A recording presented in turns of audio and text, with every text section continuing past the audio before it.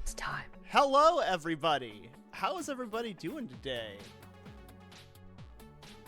Welcome, everybody in the chat. Yeah, I didn't make it clear if I was asking the people I'm actually talking to or the chat, which can't vocally respond.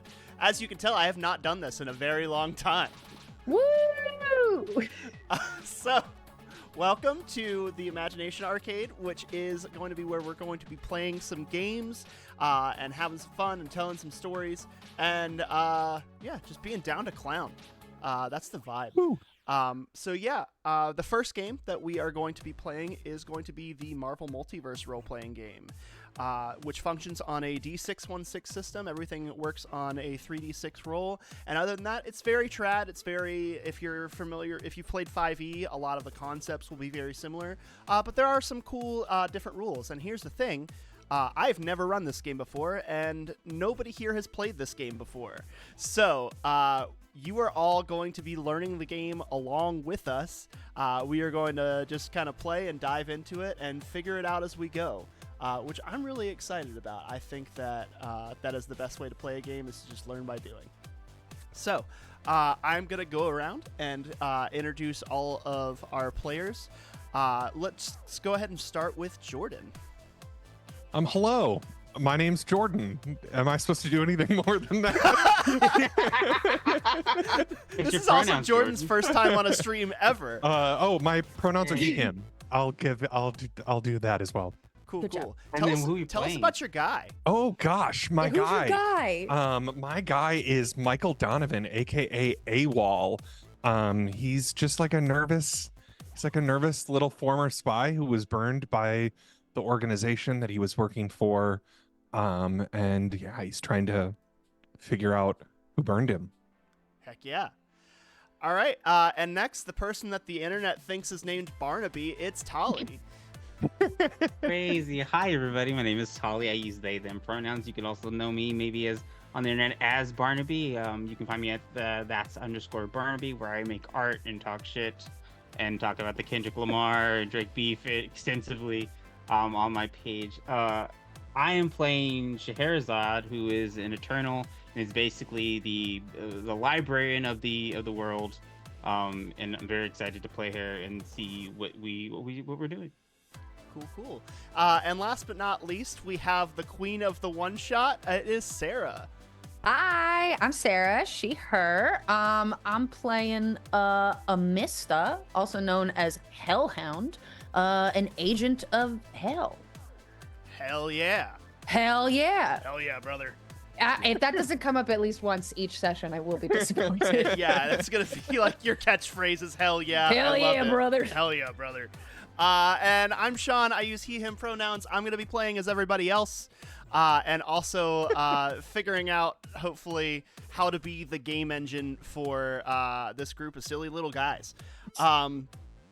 So real quick, we're going to actually go over lines, veils, and palette. We already did an offline session 0 for this game, where we not only established kind of where our boundaries were as players, but also kind of set the tone for what kind of game we want to play. So I've actually got that up on the screen here. So you'll be able to see our lines are going to be racism, sexism, ableism, homophobia, and transphobia. So any kind of bigotry, we're just not touching that at all. Torture and sexual violence are also completely off the table. Veils are going to be spiders, namely how they move. And also police violence, harm to children, harm to animals, memory loss, death of self. And then also everybody kind of filled out what their personal things that they'd like to see in the game were for me. And our palette was where we kind of had a lot of kind of tropes and themes that we generally see in comic books on a list, and we kind of decided which ones we want more of and which ones we want less of. So more of petty villainy, the who watches the Watchmen concept of who holds heroes accountable, magic and the supernatural, gods, myths, and legends, spies and government espionage, hard choices and their consequences, focus on the people you're protecting, and found family. So those are kind of going to be our touchstones and things that we're going to focus on. And then for less of these, we have evil Superman, fridging, time travel and parallel universes, alter ego, everyday life drama, hard sci-fi and space, street level crime fighting, and we're not so different, you and I, or morally gray, sympathetic villains. The MCU has kind of played that out, and we're tired of it. Some bad guys are just bad guys because they're bad guys, and they don't need to have a point. So that's kind of what we're going with. Before we get started, I want to quickly touch on, if those of you who were here early and saw the loading screen, you'll see that we are trying to promote Razan, who is trying to evacuate safely from Gaza with her family. So if you are able to, we would encourage you to donate to her cause. You can do so by going to tinyurl.com/arcadeforgaza, which you will see in the top right-hand corner. With that, is everybody ready to get started? Hell yeah, Yeah. brother. Hell yeah, brother. Yeah, brother. Hell yes, brother. I love that. All right. We open on a half-page comic frame that shows a dungeon-like laboratory filled with devious weird science contraptions as well as arcane spell components. The caption reads, "An undisclosed location, 2 weeks ago." As the next frame reveals more of the lab, we are shown a vertical table, bound to it a woman, her face covered by long and auburn hair. A speech bubble emanates from someone out of frame. "Don't make this harder than it needs to be. If you don't give me what I want, I will take it from you." We see delicate feminine hands preparing some sort of arcane ritual. "Wouldn't you rather just cooperate with me, Wanda?" Focusing back on the restrained woman, she lifts her head, her hair parting to reveal the face of Wanda Maximoff, the Scarlet Witch. She speaks to the mysterious figure. "You cannot wield its power. No one can. Even if you do manage to take it from me, it will destroy you before you can bend it to your will." A narrow frame shows a woman's lips curled in a sinister grin. We'll see about that. We see as Wanda is enveloped in dark magic by this mysterious sorceress, and just as it seems like she is about to overpower her, we see her speak. "If you want it so bad, you will have to find it first." And a full splash page shows the extended hand of the villain, who screams with a panicked "No!" as Wanda's eyes glow bright red and her mouth opens, out of which flies hundreds of pieces of parchment. We see the gusts of these pages fly through the villain's lair and spill outside, scattering to the winds in every direction. Back to Wanda, who has passed out from this extreme exertion of chaos magic. Her unconscious face is clutched by the hand of her captor. Seeming to talk to someone else in the room, she says, "Fine, we'll do it your way." And as we see the title page, "I thought you would never ask," says Dr. Doom, emerging from the shadows. Issue number 1. Whoa. I'm so excited. Boom! All right. We get the next page where the caption says, "Now." Scheherazade, what are you getting into today? Oh, it is a Sunday, so imagine a little bit of tea, a little bit of reading. The Library of Alexandria will not take care of itself. So, minding my ways, hoping maybe that I don't have any unexpected visitors. I'm supposed to have a pupil coming by sometime this week, but we'll see. So Scheherazade is probably going through the Library of Alexandria, going through meddling with books, organizing them in the ways that they need to be organized, thinking about planning out maybe some sort of trip in the near future, checking out maybe the pyramids of Giza. Hasn't quite decided yet. It is Sunday and it is early. Cool. And correct me if I'm wrong, did we decide that the Library of Alexandria is kind of a pocket dimension that you keep it in kind of a pocket dimension? Yeah, and it's sort of a pocket convention, like a TARDIS situation. Cool. So yeah, Oh, you're yeah. walking through this library, curating the bookshelves and whatnot.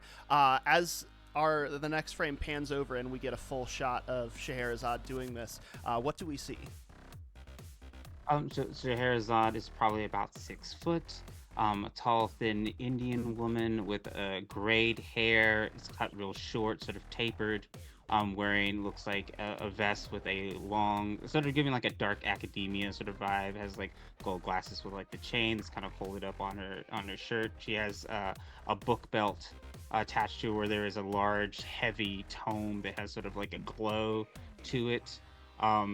She has one of those like those library ladders where the shelves go on for forever, and it's just kind of just like kicking, kind of scooting across, making her way, trying to look for a particular book. She has like those what is it called, the Dewey Decimal System sort of like pages. Looks like everything's written in like typewriter, but she has like several books that she is looking for. She keeps losing her place as she's reorganized it several times, and so she thinks she knows where she's going, but she doesn't 100% know where she's going. But the books seem to go infinitely to the sky. There is a mess everywhere. There's several chairs. Looks like tables covered with teacups that have been half drank, and are all kind of cold. There's books open in different places. There's a smell of like incense in the background. This place feels very cozy, very dark. There's just like a sort of low, like yellowish glow to the building. Feels kind of like the New York Public Library and the way that like the vibes are for this place. I love it. So you are going through your organizing shelves. We see as you like remove one book, we get a shot of like through the bookshelf on the other side. A face is peering back at you that says, "Do you ever leave this place?" And as we get the next frame of the full shot of the person on the other side of the bookshelf, it is Fastos, one of the other Eternals. Why would I leave? Look, everything that I need is here. My books, there's not a lot of noise. If I am needed, people will find me, but no one needs me, so... And he just kind of scoots past where his face is, kind of going back to putting the books back, listening out for their deal friend, Faustus. Why, do you have somewhere you need to be? Because you seem to be bothering me today on a Sunday. It's unlike you, Faustus. Isn't the point of preserving art to share it with people? Scoots back over to the opening. And every time I've done that, they've burnt it down. Not once, not twice, 3 times. It's been burned. So, maybe we don't share. Like, scoots back over. Listen, I know that an unfortunately large percent of the human population tends to be horrible. But you and I know that there are good souls that deserve to see this. And how are we supposed to find who those people are unless we venture out and explore sometimes? Goes back to the opening. Listen, I'm not saying that humanity is bad. I love humanity. They've created some of the greatest works that this world has ever seen. They are remarkable creatures worth loving and caring for. But they're irresponsible. They're, what's the word? Stupid. And there will be a time and a place for this knowledge to be leaked into the world, and maybe that time is just not now. Perhaps you're right. In any case, I am going to need you to leave tonight because the poker game's tonight, and I can't keep going there with Hercules there, and then things get awkward because, you know, we have a bit of a past, and also, you know, I'm convinced that Sif is onto your game, so you're going to need to be careful about that. I figured she would be eventually. I do love taking Logan's money. He's a wonderful man. Quite fun. Yes, It's and it is stupid. fun to watch him and Banner argue back and forth. Where are you going? Why are you not going to be there? Where are you going? No, I'm going to be is it there, but fun?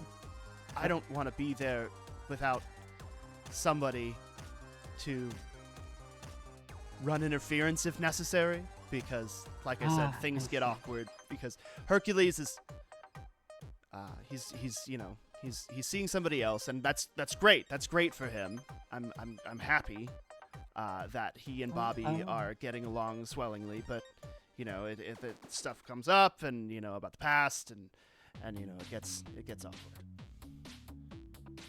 Oh, I understand now. Yes, no, of course, you are in need, and you're my friend, and I'm more than happy to help you. But you have to let him go.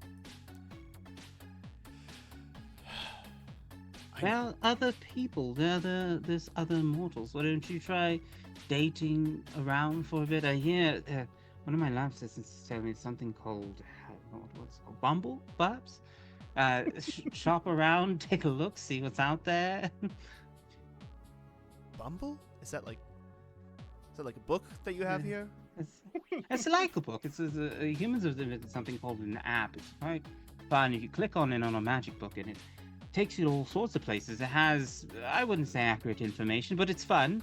You And realize you that can meet other people. You realize that I'm the arbiter of technology. I'm the Prometheus of humanity, and I've bestowed most of the world's knowledge on it, right? I know what an app is.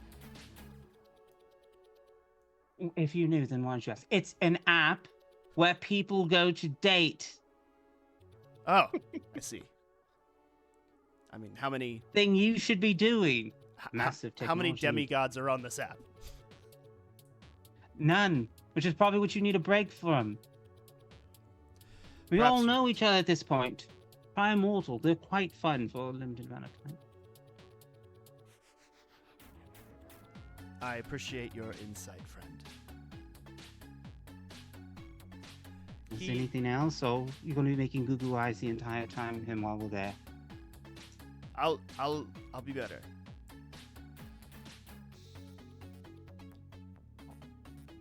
Yeah, take this and like slides what to do after a breakup book through the little hole. Amazing. Thank you very much. I'll see you tonight later, hopefully. Later, darling. As Fastos leaves, your cell phone begins to ring. Before you answer it, we actually cut over, and we are shown Hellhound. What is Anissa doing today? Anissa, I think, is in her like shitty studio apartment, listening to some rock and just working out. Like she is in the midst of like push up like 98, 99, 100, 101, just staying in shape. Amazing. So yeah, we pan over to like some death metal blaring. Yes. Like at top volume. We can see like there are like plates that are stacked up that are shaking because of how loud the music is. And we pan over to like basically like a DIY home gym with like mats and dumbbells and things set up. And we catch like a couple like shots of kind of cut off shots of Anissa working out before we see her in full frame. And what does she look like? Yeah, you see, imagine like Karlak from Baldur's Gate, but now she's in the Marvel universe. So red demon mommy, a muscly, probably like 6 foot tall demon woman who's got like big horns growing out of her forehead. She's got like long black hair that's like tied back in a braid. She has on like black leather pants, like a black like zip up leather top. She's got like a spiked leather collar that isn't on her right now because she's working out, and I feel like that would make working out very difficult. But she has a spiked leather collar and like spiked leather cuffs that she normally wears. Yeah. Oh, and she's got like black eyes with like bright red pupils. Hell yeah. So you pop up and you like clang down some weights and begin to look around at the damage that you've done to this gym and begin to flex the fruits of your labor. When in the corner of the room, like you see like a small ember, and you look over and the ember is like spanning outward, but not in the way that just a random wildfire expands. It's expanding in a perfect circle. And then flames start to shoot up from it. And appearing from it is Damon Hellstrom, who is commonly known as the Son of Satan. But he walks forward and he says, I thought you should know that Dad's up to no good again. Oh, really? Yeah, I know. Our father, Lord of Hell, up to no good. Shocking. You came all this way to tell me that? Well, you know, ever since you stopped doing his dirty work, he's been a little moody. And so I have my suspicions that it's not going to be long before he pays you a visit. Well, thanks for the heads up. How have you been? Oh, you know, just making deals, trying to be a hero when it suits me. Hero looks good on you. I like it. Well, thanks. How's it going for you? Are you trying to be a hero, or are you just Well, working out? depends on the day. Listen, I have to stay in shape. I have to do something. Every single day I used to be out hunting someone. Now I just have all this free time. What am I supposed to do with it? I don't know. I seem to remember something coming up on the news with you and some other heroes fighting off a coven of vampires last week. Yeah, that was just, a Tuesday afternoon. Doesn't take that long to take down some vampires, push them into the sun. Done. Easy.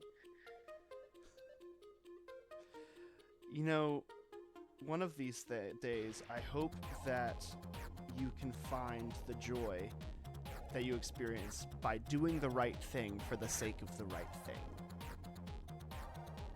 I don't know. I feel like we were always told to take pleasure in pain.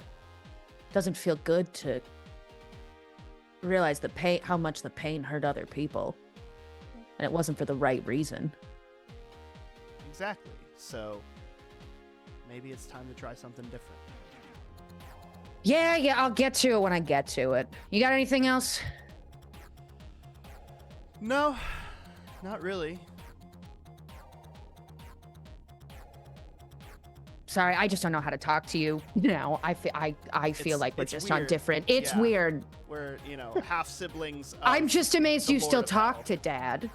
I don't really talk to Dad. I keep tabs for my own well-being and the safety of this mortal coil.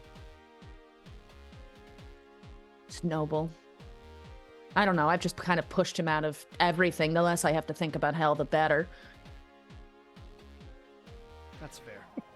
Well, as long as you're continuing to get by just, keeping a low profile, I can't blame you for that. But Well, it's a little hard to keep a low profile when you're bright red with horns, but I do what I can. yeah, you did get the raw end of the deal on the I the did. Well, I'm off. Take care of yourself. Let me know if you need anything. And if you Me see too. Dad, don't stick around. Can do. I'll let you know. And as Damien disappears through the Hellmouth, your phone also begins to ring. We cut over to where is AWOL? Yeah, so I think you see, like, the camera sees, like, blue sky, and then you see a plane fly into view, and it cuts into Michael is sitting on, like, a bench seat inside of a plane with someone strapped onto his chest. He is currently a skydiving instructor, so he's like taking someone on their first jump. Jordan, I love how in every scenario you're like, how can I make this the most like random bullshit ever? And it's great. I love it. So we pan over to you sitting in the back of this plane, and the person strapped to you is like freaking out. They're in their mid-20s. It's like this. This was a graduation gift from their dad, and they were all gung ho about it on the ground. And now that they're up here, they're like, "Hey, so like this doesn't go wrong, right? Like this isn't gonna break or anything. That's never happened before." I mean, I'm here. What? If it would have failed, I wouldn't be here. Right. So, You're a professional. I have 100. I got 100%. Right. Because either you have 100% or you don't keep doing it. Right. That makes sense. Yeah, for sure. Yeah. So you're gonna do all of it though, right? You're gonna pull it. Yeah. Okay. Yeah. Do you want to pull it? You can pull it. No. That's too much responsibility. I'll panic. I'll freeze, and then we'll both die, and then it'll be your fault. It'll be fine. It's going to. I can. Here's the thing. I can guarantee you we'll be fine. Oh, okay. Yeah, we'll be fine. Probably. All right. So you get up and you kind of like step over as you're approaching the drop zone, and like as you're getting close to where you're about to jump, both of his hands go out and grab either side of the plane. He's like, "I don't want to do this. I don't want to do this. I don't want to do this. We gotta stop. We gotta stop." Hey, you already paid, man. It's your. You can keep the money. I don't want to do it. Hey, quick question. Do you see that? And I like point. I like try to like distract him. I'm gonna be like, do you see that cloud over there? That's a weird cloud, huh?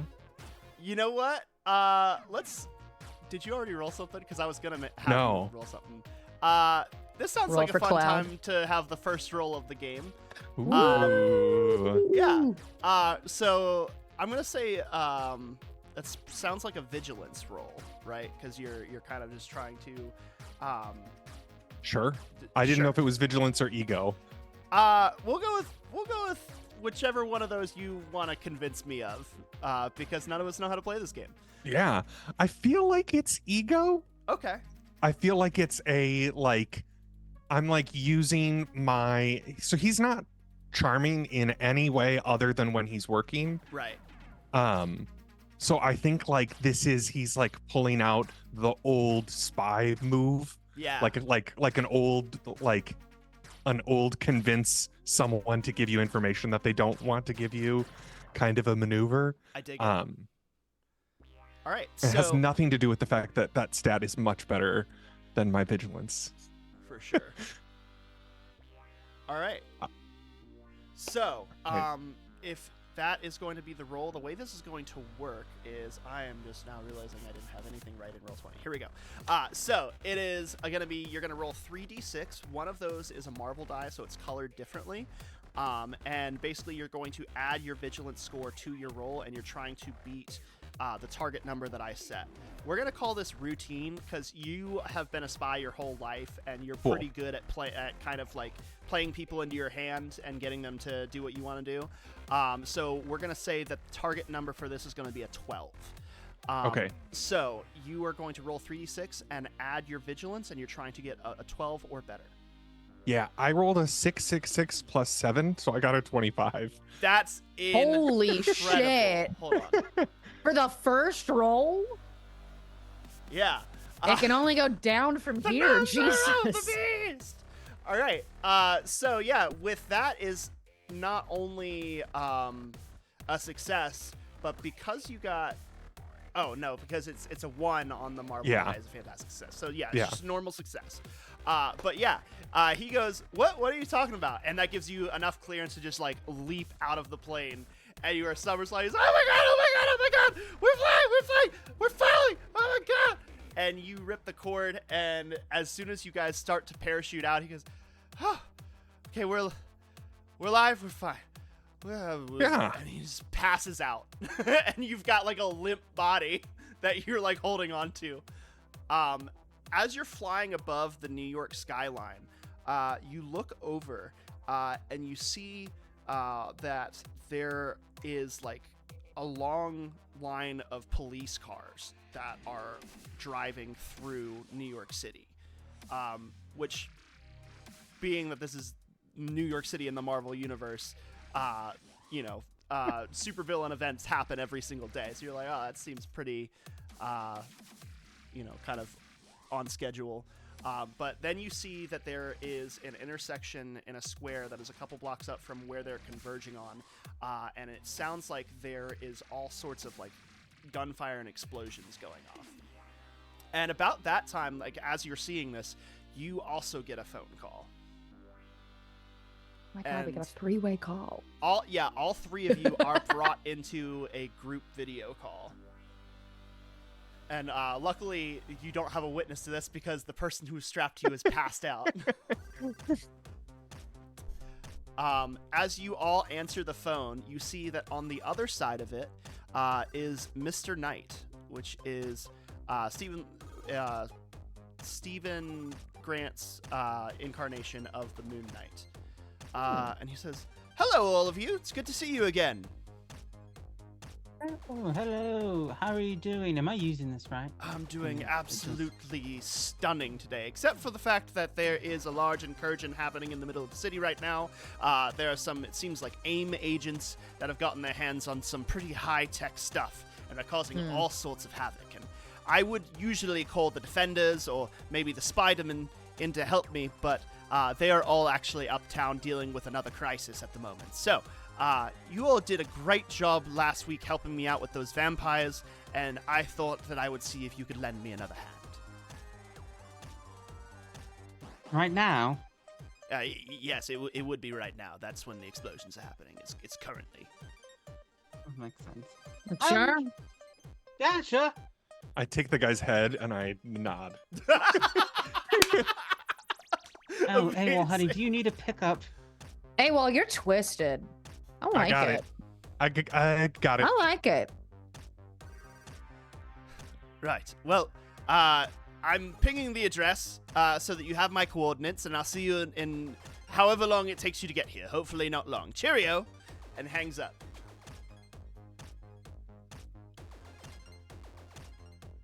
I think Scheherazade is going to use one of her abilities, and she's going to just open up a series of portals so that everybody can drop in at the same place. So she's going to put one right under wherever Jordan is or AWOL is, so they can free fall like 10 feet above the ground for where the zone is, and pop one over where Sarah's character, the Hellhound, is, and then just going to casually walk through to the middle, what I'm assuming is chaos.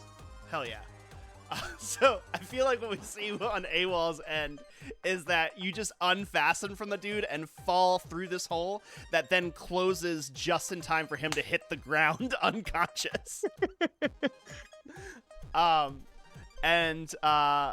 you see that portal open in front of you in your apartment, and you're able to walk through it, as well as Scheherazade, and all three of you walk through, and on the other end are on a rooftop.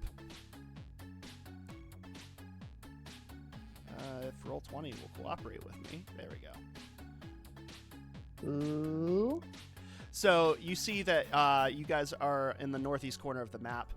You're on this rooftop. Moon Knight is there waiting for you. And you are overlooking this circle of police cars. And in the center of it, there are four men dressed in like yellows, like almost like hazmat suits, which you immediately recognize as they are working for AIM, Advanced Idea Mechanics, who is just a group of supervillains that do all sorts of weird science shit. And the weird science shit they've done today is that they've created some kind of force field around an armored truck that has a car rammed into the side of it, and they are fighting off police officers while they are trying to get whatever is in the back of this armored truck. So Moon Knight shows you that and says, "So, if anyone has a plan for how to go about getting through whatever this force field is, I'm very open to it. This isn't exactly my area of expertise." Open a door. Pardon? I could open a door. It's right there. You can put Hellhound through. You seem like you need of a workout. All right, you're a teleporter. That's Yes, yes. All right. So I think this is a great time to roll initiative and then see what happens. So initiative is going to be 3d6 plus your vigilance. Okay. And something cool happens if you get a fantastic success on your initiative, and I'm trying to remember what it is. In fact, let's do it. I don't know why I'm I got a looking in the book. fantastic success on my initiative. Amazing. So let's all see together Jordan's initiative. killing it. I'm going to pull up the rules so that everyone can see it. Okay, Jordan. I got a 611. Almost got that 616. 616. All right, here we go.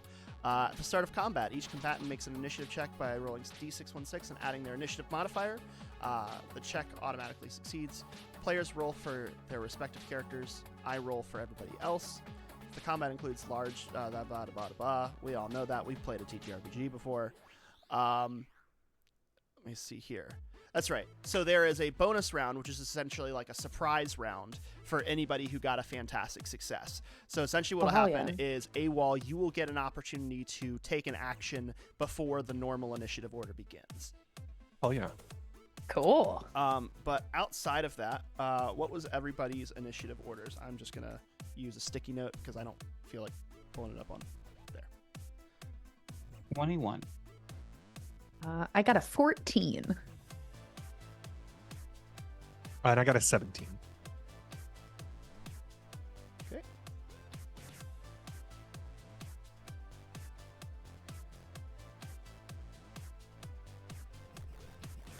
All right. Go ahead and roll initiative for the baddies.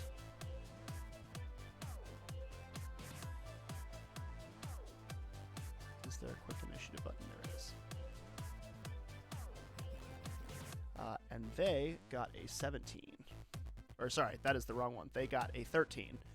So that means they're going to go after all of you. Love that. Woo. So, AWOL, you get the bonus round. What are you doing? Hell yeah. So you said that this is a wall. Is it just a wall straight up, or is it like a dome? It's like, yeah, it's like a bubble. It's like the Halo force field shield. Oh my God. I guess I am going to cut this dude loose from my chest. Oh, no, he is on the other side of the portal that you fell through. Okay, cool. No, you did not. I use my extra action to free a civilian. Next. Okay. Then what I am going to do is, would it be beneficial for us to be invisible? I don't see why it wouldn't hurt. Okay, cool. So I'm gonna Can't use see why it would group hurt. invisibility. Hell yeah. It cost me 15 focus, so I'm down to 105. For every point of ego defense you have, you can make one thing invisible, including yourself. Each of these can be one size bigger than you for the rank that you have. My ego defense is 17, so I can make 17 things invisible. Crazy. And I'm gonna make me, Scheherazade, Hellhound, and Moon Knight all invisible. Awesome. Oh yeah. Do you want to flavor what that looks like, or do you want me to do that? Yeah. So I think I've got an idea for it. Yeah. So the way that his powers work, because he has a tech suit, so is he has to do like a motion and hit these things on his wrists, and then all of these bumblebee sized arcanotech bots kind of fly and get attached in plates around his body, and there's still a cloud of some of them, and they have light and retro reflectors on them, so they can manipulate the light to make us look invisible. Oh, that's so cool. That's sick. That's very cool. Yeah, so all of you are now invisible and completely cloaked from the AIM agents being able to see you, which then goes to normal initiative order, which is starting with Scheherazade. You're now invisible. How are you dealing with this situation? The goal, as I understand it, is to get in there. So I'm going to use my teleportal, which looks like Scheherazade looks like she's thumbing over like the air, looking for like a book, and she grabs, looks like an invisible book, and sort of pulls it, and a door opens. That's so cool. That's so cool. A door opens that is on the other side of this portal. Kind of motions to AWOL and Hellhound. After you. So it's like it doesn't just teleport you individually. It makes a portal that other people can walk through. Yeah, so teleportal basically is like Doctor Strange is like yeah, open holes. Perfect. Hell yeah. Yeah. All right. Do you want to move through it on your turn? Yeah, I'll move through it. I'll sort of be on the other side, sort of standing and then sort of motioning. I don't know if people can see. I don't think she understands how the invisible works. And we'll just be like motioning for people to come through. Oh my god, yeah, can we see each other? I don't think so. That makes it extra funny. That, hell yeah. Amazing. All right. So yeah, you are able to walk through this portal, and now you are in the middle of this square, and you can see that there is an armored truck with, like I said, a sports car rammed into it. You guys have basically made the force field irrelevant, so I'll go ahead and remove it so that you guys can see. And yeah, that's basically what you're looking at. Sorry. No, what? Why are you apologizing for creatively solving a problem? Don't apologize for playing the game. Like, all right. So now you are there. I think that your action was creating the portal, so that would have been your turn. So now we are gonna go to AWOL. Yeah. So, can I hold my action until after Hellhound? Absolutely not. That's not allowed in this game. Yeah, no, you can do that. That's Okay, fine. cool. Jordan, what are you thinking of doing? I just don't want to be first. Oh, Jordan! I'm a little. He's not like. He's like the reason that he turns invisible is that he does not want to be. He doesn't. He's Doesn't like. want to be perceived. Well, he doesn't want to get hit either. Yeah. All right. All right. Cool. So you're holding your action. Hellhound, what are you doing? Yeah. So that portal that Scheherazade made is still there? Yes. So you can walk through it and basically end up in the middle of the square. Okay, great. I would like to try using one of my powers, called Hellfire Chains. Hell yeah. The character summons chains covered in hellfire and can use them to bind or smash targets. They can attack anyone within 10 spaces per rank and line of sight. Jesus. So if I can, sorry, I'm trying to balance my character sheet and looking at the map. So if I can like back up in such a way, come here, Hellhound, come here, baby. How can I pick you up? I can't not pick Hellhound up. Select. So that if I can be here, move back a little bit, and then just spew out Hellfire Chains on both sides. Hell yeah. What is the range on those? Oh, I'm looking at the thing right in front of me. Yeah, Hellfire Chain. Anyone within 10 spaces. Yeah. So. Per rank. So I think up to 40 you're spaces. Fine. You Yeah. can hit whoever you want. That's Yeah. So I want to hit those four. I make an ego attack. That's why I made a point to find like extra huge maps, because when you're dealing with superheroes, everybody has like huge range. I have 8 million feet of space. Yeah. So I imagine what it looks like. She backs up. And I imagine whenever she uses her powers, she has sort of like hell magic within her that like the red of her eyes like takes over the whole thing. And this pentagram that only appears when she's using magic starts glowing on her forehead as she just like reaches out and chains just start flying out from her wrists. Hell yeah. Okay, I make an ego attack. So I think that is this. That looks correct. And 16 total. all right, and their What the hell? ego defense. Whoops, wrong thing. Gotta hold down shift, buddy. Their ego defense is 11. So Okay. you do hit. So you can go ahead and roll damage. And this is Hellfire Chains, right? Yes. So that means that damage is split evenly between their health and their focus. So basically, Okay. The Hellfire like harms them both physically and mentally. Okay. So then ego ego attack. 26 damage. All right, so they take 13 damage to their health and 13 to their ego. They Hell yeah. have less than 13 health.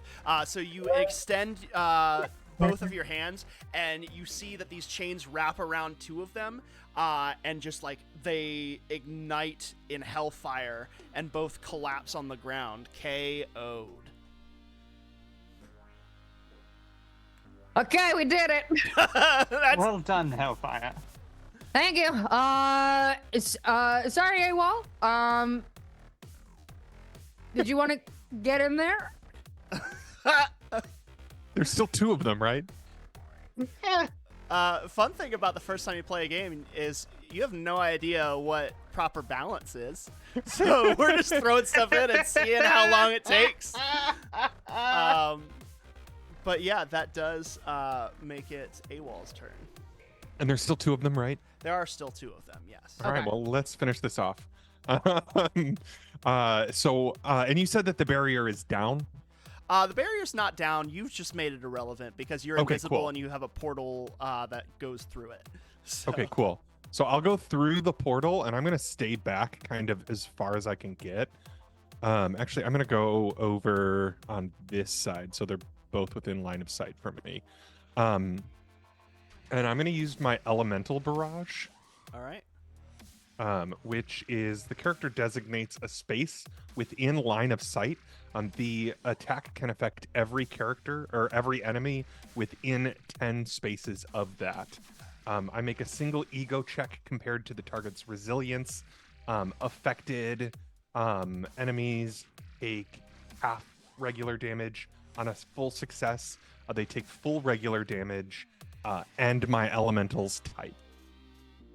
So Awesome. I guess I'll put it like here. All right. And then I make an ego check, right? So, sorry, ping one more time where you're putting it. Like right here. And then everything within 10 spaces of that can get hit. Everyone within 10 spaces. So let's just to get an idea of just how big that is. Yeah. It's Yeah, I think that covers everybody. Yeah. I love superheroes. It's yeah. metal as hell. It was that, or I was going to use my supernova ability, which just explodes 10 spaces out from me. All right. So each target's their resilience defense is going to be 10. So Okay. you'll need to make an ego check and beat that. Also, what It is exactly does literally this look impossible like? for me to fail that.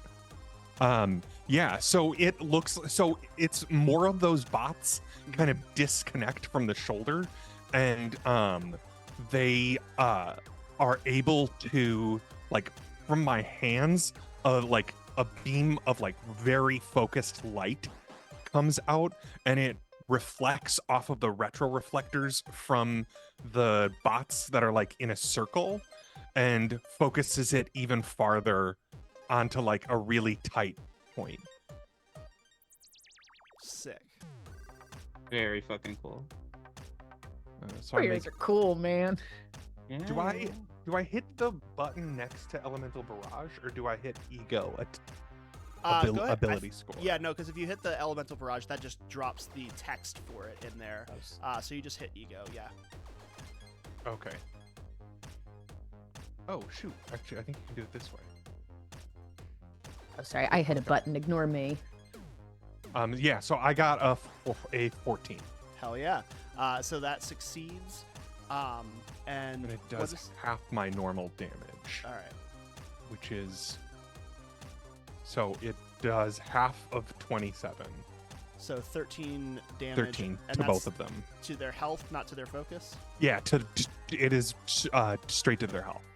All right. So this bright, blinding flash happens, and as it starts to dissipate and normal lighting returns, both of them are unconscious on the ground. Sweet. And it's about that time that the earth begins to shake, and Whoa. can feel something approaching. And as you turn and look down the street to the east, you can see two villains approaching. Pause for dramatic effect. Where's I'm my- paused. Where's my I'm shit? sat. There we go. And you can see coming up the street towards you are Oh no. two villains Ah! that you have seen and before and heard of before, known as Juggernaut and Taskmaster. Oh no, not a British comedy show. God damn it. You're gonna make me do silly little things for amusement. And you hear Kane say, as, "Ain't no one stopping me," and starts to pick up speed running towards the street. And you see him clobber a cop car, and it goes spinning through the air. And Taskmaster takes a more dexterous approach and sets up to use his bow and arrow on some of the... They're actually now targeting not only police, but civilians. So what are you trying to do?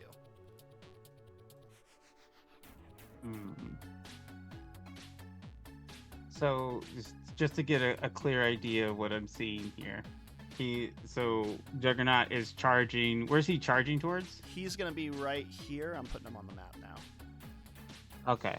And then Taskmaster is on top of like a subway entrance over here, taking aim at people. Okay, I'm gonna teleport Juggernaut directly behind Taskmaster. Get his ass. Oh my god. I love portals so much. That's incredible. Oh my gosh, that's incredible. Yeah, so what spell are you using the teleportal ability again? It's a teleport other. So it's an instant. I'm gonna drop it in the chat so Alright, you can perfect. see. The character makes an ego check against the vigilance defense of the target they have grabbed. If the check is successful, the character can teleport the target as far away as their teleport power normally does. Given my rank, I can teleport anybody up to 4,000, I think it's feet or yards. Awesome. So Juggernaut's vigilance is going to be a 13. So you have to beat that. Okay. Second teleport. This really does feel like the equivalent of just putting your hand on someone's forehead in a cartoon and they just keep trying to run forward. It's definitely some like Bugs Bunny doing the bull thing. It's so good. Yes. like, So it's, I just roll my ego. correct. Okay. Hope I did that right. 14? You beat it by 1. So Incredible. yeah. He's charging full on, and like right before he gets to the next cop car, a portal pops up in front of him that he just doesn't have the stopping time to be able to not run directly through. And then it opens up right here, and he crashes through the subway station that Taskmaster is standing on top of. I'm going to essentially just have him roll to attack Taskmaster because That's so that's awesome. essentially what the result of that would be. That's so cool. Yeah, we're going to use, I think, Unrelenting Smash. So this is gonna be a melee.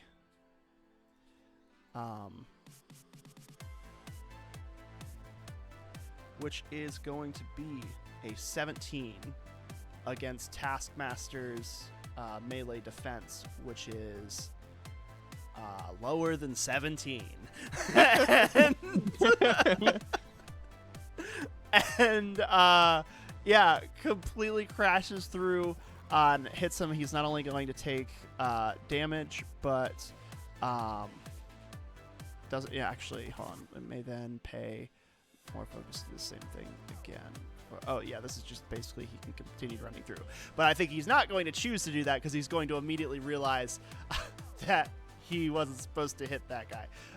So his damage multiplier for melee is going to be 20 damage. Oh, sorry. No, I'm sorry. 20 was the total roll. It's actually 55 damage.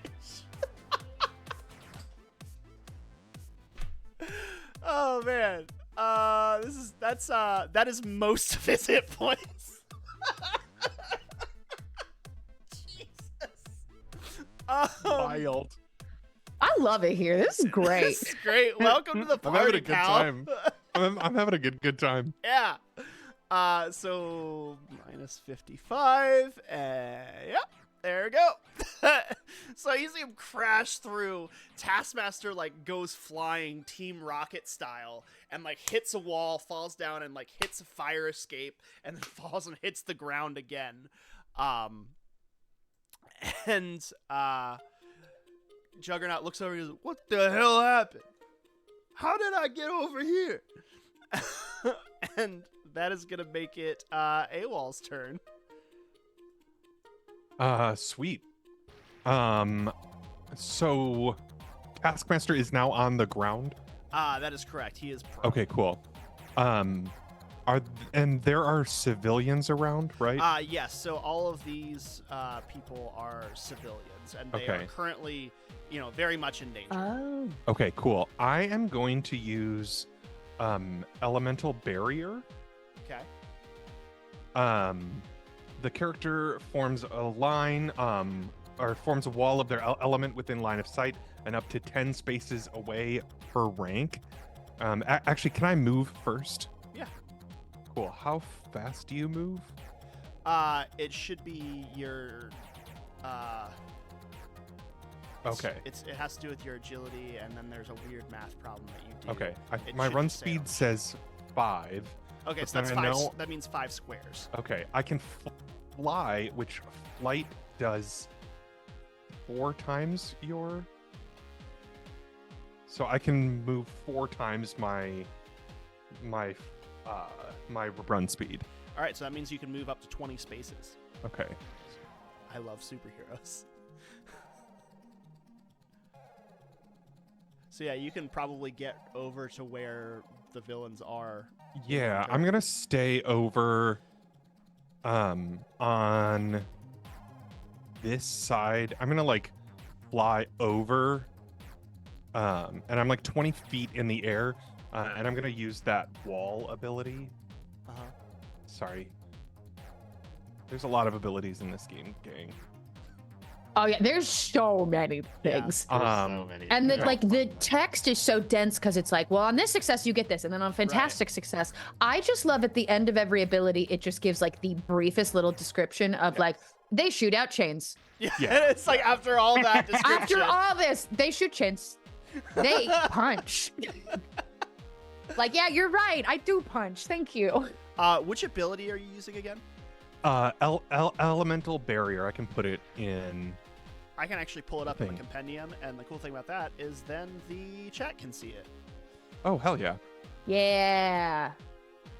So basically, I can make a wall of. In this case, it's just energy from light. Okay. That is. I don't know how it covers 2 spaces across per rank, so 8 squares. I just basically want to like do 1, 2, 3, 4, 5, 6, 7, 8. I want to do from like here over to like here Okay. or here, and I want to plop it right where Taskmaster is, to try to force him onto the other side of the wall, so that there's a wall between the civilians and them, so that the only place that they can go is towards us. Kind of pulling a Symmetra and Yeah. just like big wall. Yeah.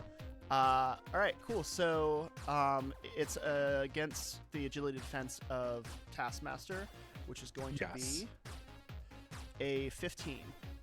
Okay. So I need a 10 on my dice. Okay. Hey. Oh man, I almost got it. I got a 14. The wall appears. He gets to pick what side he's on. Oh, okay, cool.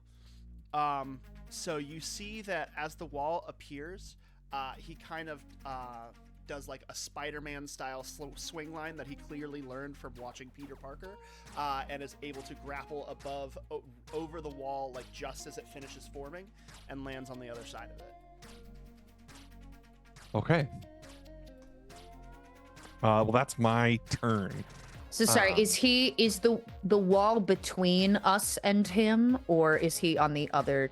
I believe the wall is now like Between us and him. Yeah. Between us and him. Okay. But between you and him, and he is also on the side where all of the civilians are. With the civilians. But Okay. Juggernaut is not on the side with civilians. Correct. Juggernaut is on the side with us. Okay. All right. So Whoopsie. Hellhound. Oopsie doopsie. There, you have your choice between: do you want to fight the big guy, or do you want to try and save people? Character choices. I think I want to try and save people, or at least take this guy out before he can before he can hurt anybody. Ooh, Can look I at you with drop- some character development. Can I I drop know. concentration? I'm so sorry to interrupt. Can I drop concentration? Because the duration is concentration. Is that an action to drop concentration? I don't I think double- so. I double checked it because I also have a concentration thing. You can drop concentration not using an action. Okay, cool. Then it's gone. The That makes wall sense, didn't work, just so stop it's just thinking gone. about it. Okay, Yeah. cool. So I would like. I have the ability to fly.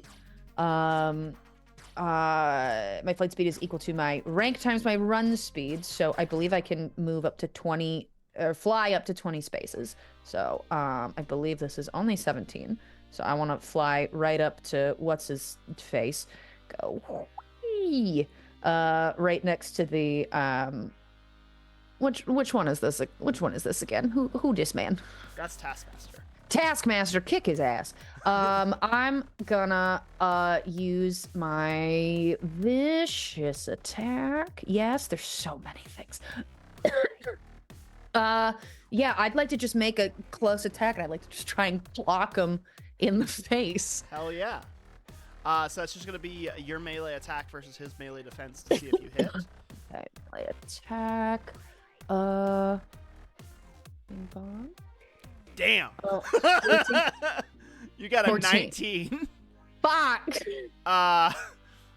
Which against his melee defense of 12 is definitely a hit. Okay. So roll that beautiful bean footage. That what? I said roll that beautiful bean footage.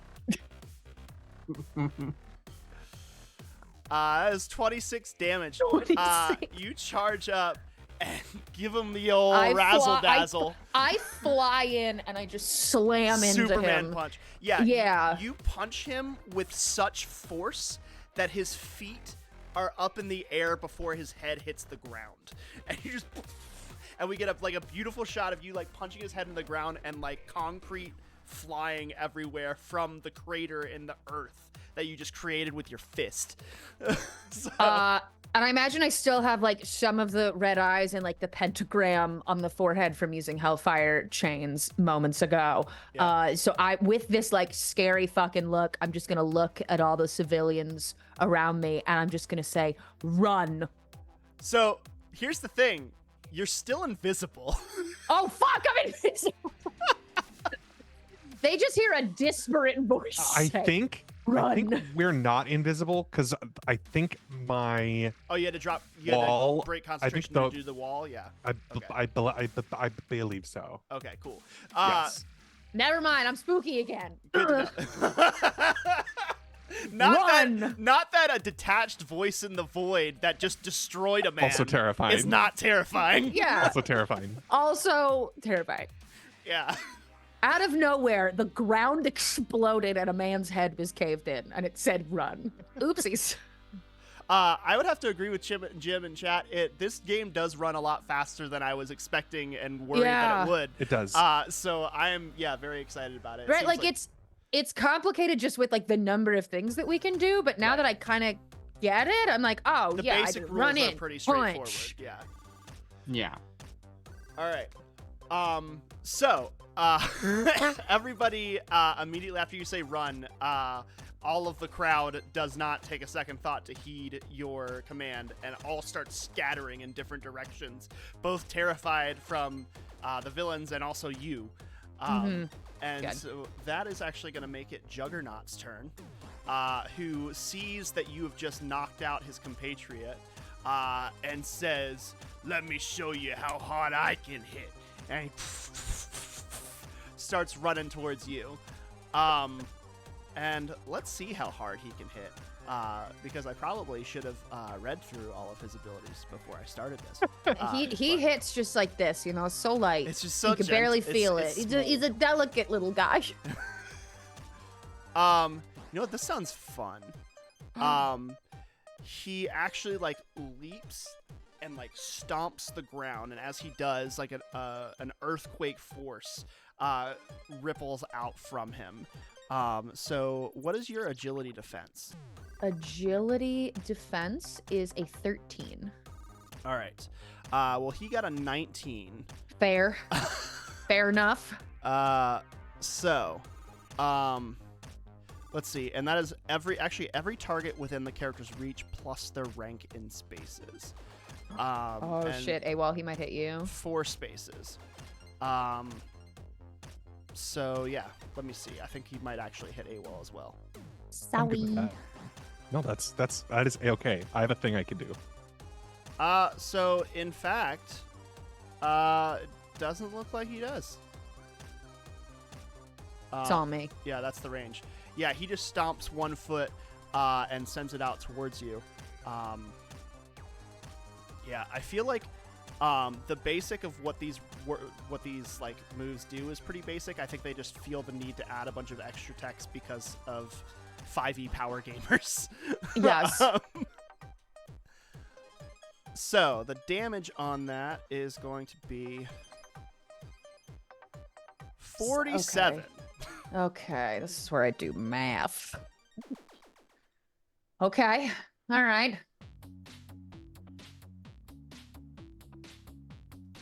Okay. And I Ow. believe also, oh, I apologize. That was actually half that because he didn't get a fantastic success.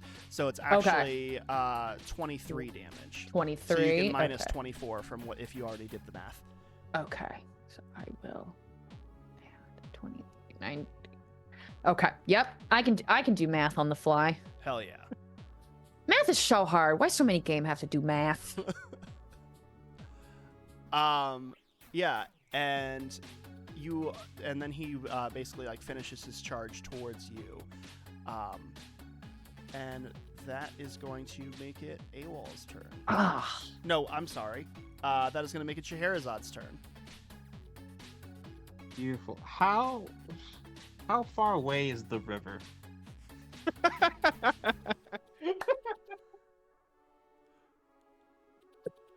Tolly, what kind of fucking question is that? It's a simple question. You GM, I am asking, how far away is the Do you river? see a river on this map? We love learning. We love geography. Everybody knows our group is very into trivia nights and knowing things. That's a fantastic question. Let's see. You're in a square in the middle of New York. New York is unfortunately an island. How let me ask you this: how close does the river need to be for what you're trying to do? So what I want to do is just pop a portal underneath Juggernaut and drop him in the middle of the river. Yeah, of course you are. What's the range on that? insane. So it says 1,000 times the rank in spaces, and doesn't have a necessarily like a miles or a yard. It I'm just sorry, says did you say 1,000. 1,000? Yeah, 1,000. Okay, well, Yeah, square is So 5 and I'm feet. rank. And I'm rank 2 in teleport, so that's 2,000 So, times the 2,000 the times distance. 5 is 10,000, which means that you have a range of 2 miles, essentially. Which I'm going to say that there is a body of water within 2 miles. That's reasonable. Okay. Then I want immediately after he hits Hellhound for where his fist goes down for him just to slip into it and be plopped in the middle of the river. Tolly said it's Pride Month and I identify as a fucking problem. This is... That's wild. That's so cool. Do you have to make an attack for that, or does it just happen? I It's an think it's ego against check. his defense, yeah. He's Vin- got to see how vigilance- well he can ground his feet. Yeah, the character, I make an ego check against their vigilance defense. I am trying That's to imagine. wild. I mean, there is the number is for the sake of fairness, but I am trying to imagine in my head how one focuses not being teleported. You just think really hard. Stay right here. Stay right here. Uh-uh. So that's gonna be a 13 as his vigilance defense against your Wild. ego roll, which is a 13. Meets it, beats it. You are the bane of my existence. You are the troll under the bridge of my life. And it's a fantastic success. Because they is got, because they got the Marvel result. Oh yeah, it is a fantastic. Oh, Does wow. it say it does anything extra on a fantastic success? Let me look at the language. Let's see. I'll put it in the chat for you. If the target winds up in something solid, they are automatically pushed out, but they take damage from it. It doesn't appear to be that anything special happens if I get a Marvel success. Okay, cool. So we get a. This is bananas. So you open up a portal. I think we see this first from Hellhound's perspective, as you see Juggernaut charging at you full force after you've been And I'm knocked bracing. down. And you're bracing. And right before he gets to you, a portal opens up underneath him, and he, like, Wile E. Coyote style, just falls through it. And then we get a wide shot of the Long Island Sound with him just falling out of the air, and he hits a yacht, like the front of a yacht, that just completely destroys it, and it tilts the yacht up and catapults some rich motherfucker off of the yacht as he sinks rapidly into the water. And we get a frame of somebody who is, like, sitting on a park bench watching this happen, and they're just like, I'm leaving New York. I'm moving. I can't do this anymore. Wild. Amazing. It's my turn, I guess. Yeah, just that. Casual. I mean, with that, you have eliminated all of the threats on the board. So, Oh. Wild. yeah. That happens. Moon Knight then, like, comes through and says, "Wow, I didn't really have to do anything. That was short work. Top marks. Oh, I'm sorry. Did you want to do something? Apparently, I didn't need to. Should call you Oh, more yeah. often.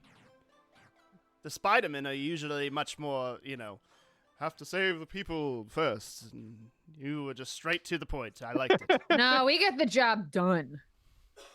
And that's fine, I suppose. Yeah, I told them all to run away. They ran. And he says, well, we should probably see what it was they were trying to commandeer. Oh, yes. So, first thing, AWOL, I want you to make a vigilance check as you all approach the armored truck. Okay. 15. As you're walking towards the truck, you notice something out of the corner of your eye, which is that one of the unconscious AIM agents, you get a good look at the repulsor cannon that he was holding, and it appears to be Doom Tech, which really takes you off guard because you don't know anything about Doom or Latveria having any kind of partnership with Advanced Idea Mechanics. They're pretty well known for making their own stuff. So seeing them with Doom Tech is very surprising. Yeah. I point that out to the others. It appears that the good doctor may have assisted.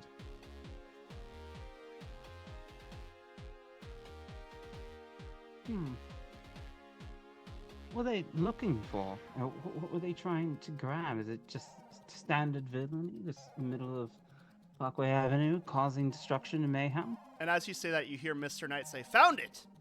And he pops out of the back of the armored truck, and you can see this big glass plate, almost like what the Declaration of Independence was in National Treasure. Yes, good. But in it is a sheet of parchment that has sigils and ancient Latin and incantations on it. Scheherazade, go ahead and make a logic check. Oh, thank you. Jesus. These rolls. Damn. Amazing. You with your extensive knowledge from the Library of Alexandria and from a life that spans thousands of years, instantly know what this is. This is a page from the Darkhold. God. This is from the Darkhold. There should be more to this. And why is this here? Better yet, why is Doom looking for it? You also notice that on the side of the armored truck is the shield crest. Oh no. Mr. Knight, do you know anything about this? Why is S.H.I.E.L.D. transporting this of all things? I haven't the faintest clue, but I wouldn't trust them with it. These artifacts are far too powerful to be fallen into the hands of people who would misuse them. And as if on cue, you see a caravan of black SUVs pull up, and the doors open, and several S.H.I.E.L.D. agents, led by Maria Hill, step out. And they approach you and they say, "We appreciate your work here. We're going to need to confiscate that." I'm going to need some answers. Why do you have this? I would be more than willing to share that information with you, not on a crowded street in the middle of New York. Where are we going then? No. It would have to be back to S.H.I.E.L.D. HQ. That's the only place I can disseminate this information to you. This is top secret and it's a matter of global security. Okay, well, your car or mine? You hear you see Mr. Knight getting visibly anxious. Don't trust these people, they're the government. And we are going to take a quick 10-minute break as you all sit with what decision you want to make here. Wild.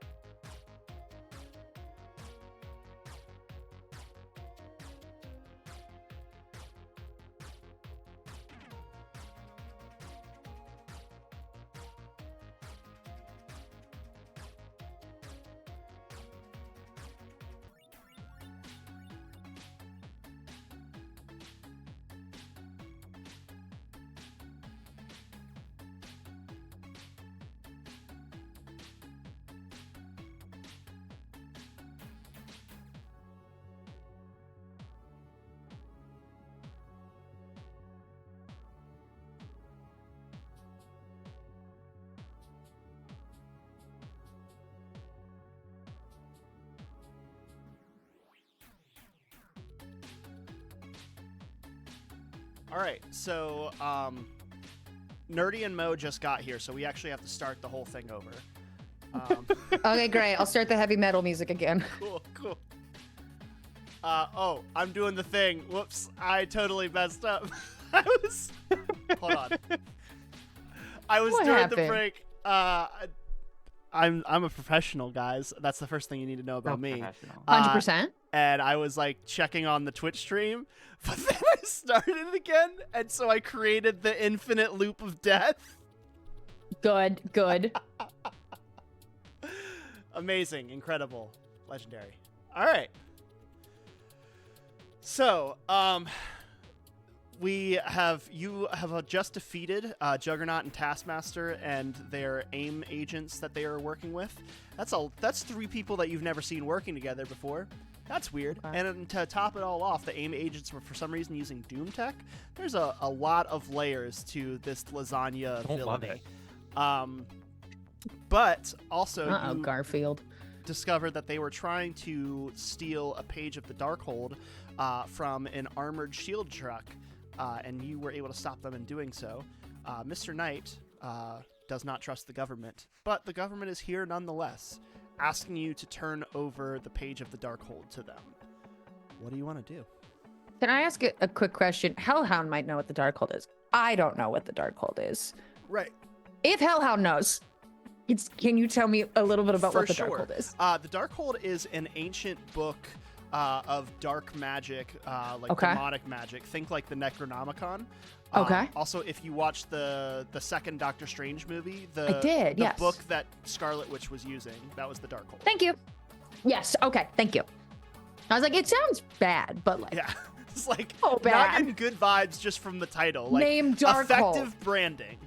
good. Yeah, we love branding. Who is supposed to have this book? Who was the last known person to have this book? Would Scheherazade know that? Yes, Scheherazade a would good question. actually, in fact, know that this book was last in possession of the Scarlet Witch. Dr. Doom was trying to get a hold of it to use it for his own purposes, and in order to protect the Darkhold, or at least keep it out of his hands, Scarlet Witch actually bonded with the Darkhold, and actually used her magic to actually bond it inside of her. Oh.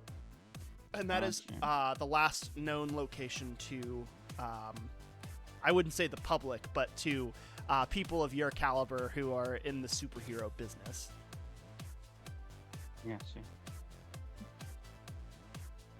I think I kind of look over my shoulder to Hellhound and Ailwall and kind of giving the look of like, I'm not giving this to them. And just looking for like, are we in agreement that we're not giving this to them? I shoot Scheherazade a look of like, we're not handing this over. Then, with the DM's permission, I'll just open up a portal underneath our feet and drop us in the Library of Alexandria. Hell yeah. Do you bring Moon Knight with you? Yeah, I'll bring Moon Knight with us. Hell yeah. All right, cool. Toodles. So yeah, you just go toodles and teleport away from these shield agents, and we get like one comic book frame of like like a shot from behind of Maria Hill and all of her shield agents standing before nobody, and we just get a speech bubble that's like, fucking hate metas, and then we cut over to the Library of Alexandria, which, for those of you who are just joining us, still exists in a pocket dimension and has been preserved over the centuries by Scheherazade, who is one of the Eternals. But you are all here, and Moon Knight says, wow, jolly good show. That was incredible. Where are we? We're in, for lack of a better word, my home, also known as the Library of Alexandria. Don't touch anything. Some things here will literally kill you. Oh, that's good to know.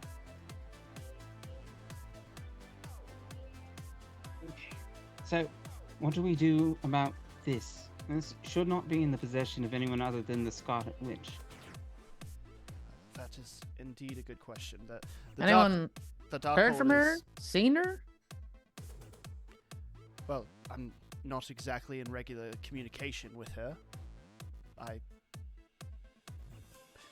Let's just say that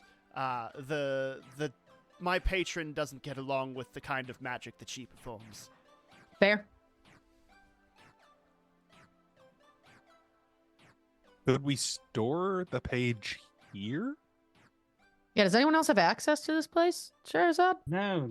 Well, I mean, Faust, but he's useless. He won't do anything. She'll like snap her fingers and like a column with like a glass case over the top it will appear, and she'll like put it in there so it can like float ominously until we get the rest of the pages. Yes, there are certainly more of them. That's probably what Blade is doing. Right, what's he up to? Yes, last I heard from Blade was a couple of days ago that he was setting off to Paris. He said he was something about hunting minions of Dracula. Probably suspects that Dracula is trying to get his hands on the Darkhold. We don't want Dracula to have the Darkhold, right? That would be That bad. would probably be bad, yes. Okay. Just about anyone having no. the Darkhold. I and think using most it is people bad. should not have the Darkhold. Yes, this is I something think that we could probably count on one hand the people who should, because it seems very limited. The issue with the Darkhold is that it is too powerful to be in the hands of anyone, but it is also too powerful to be completely destroyed. So there's been a centuries-long game of keep away going on with it.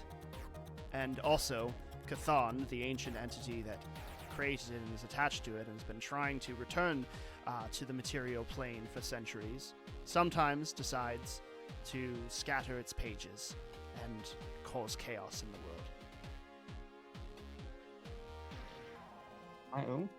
Let's not let that happen. Let's keep it here until we find its proper owner, who should be Wanda Maximoff. It's the person who we need to return it to. Let's get it there, but perhaps Blade can give us a lead. Is anyone opposed to a little trip to go visit our good friend? No? Oh. I'm certainly Right not. then. I would love to see France. It's been a while. And as Mr. Knight says that, you watch as he like grabs his head and he goes backwards like this. Scheherazade, I'm gonna have you roll 3d6 and tell me if you get above or below 12. Okay.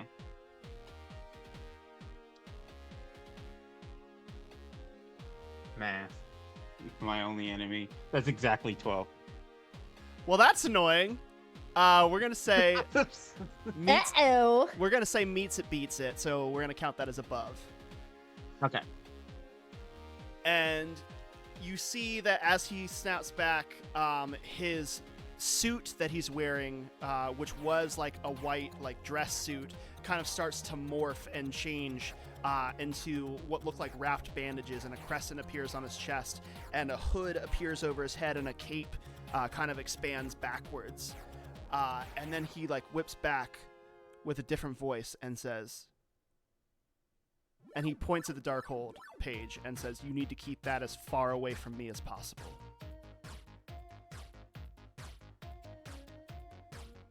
We'll put this in the fan fiction section. I have no business in there. Kind of slightly attaches it and like zooms way off into the distance somewhere deep in the library. Has Mr. Knight been here? Yes, he was here. You're here, so logic would say that he was. Yeah, here as well. it's a long story. But I haven't been here, but now I'm here. And the thing is that Khonshu, who when he immediately says the name Khonshu, you know who he's referring to, the Egyptian deity of the Egyptian moon god. Says Khonshu is trying to get his hands on the Darkhold. He wants to use it so that he can fully possess my body and not have to deal with the split personalities anymore. And so I cannot have these pages. I can't be anywhere near them. Right, so where would you like to go? Should I send you on your way, or? That's the thing, is that I could be helpful in trying to find these pages with you, but there's another person in here who wants to help Khonshu. And so I'm kind of a time bomb. Right, group huddle. Not you. Group huddle. The other two. Okay, so what do we want to do here? This man is clearly dangerous. We could send him on our way and be done with it, but he could be a great help, and I'm not one for making decisions alone. I feel it's better to be a process and you're all included. So Work together. Yeah, we're kind of like a team. A team now. Something akin, a group, a caucus, as it were. Yeah. I don't think he should be with us. If I don't see the benefit to keeping him around unless there is some incredibly important resource that he can give us I that we suppose don't have access to. Is it better to be watching him than not? If he becomes out of hand, Hellhound, do you have the capabilities of, dealing with him? I should. I think into my brain at all the abilities that I have. And I just think really hard. No offense, AWOL. You're lovely man. But Okay, thank you. I wasn't self-conscious about that, but now I am. not saying you couldn't take down the Moon Knight. I'm sure it's well within your capabilities. I mean, the most I would probably have are the chains that I had before. The rest of it is just sort of being able to knock him out, less so restrain him. We see as you're having this conversation, we get a frame of like you guys having this conversation, and we just see Mark walking around in the background like, this place is amazing. Where's all this stuff come from? And he's just like, it's like very Teen Titans, like he's like just like going it through a bunch of shelves. It might kill you. I can handle it. That is a first edition.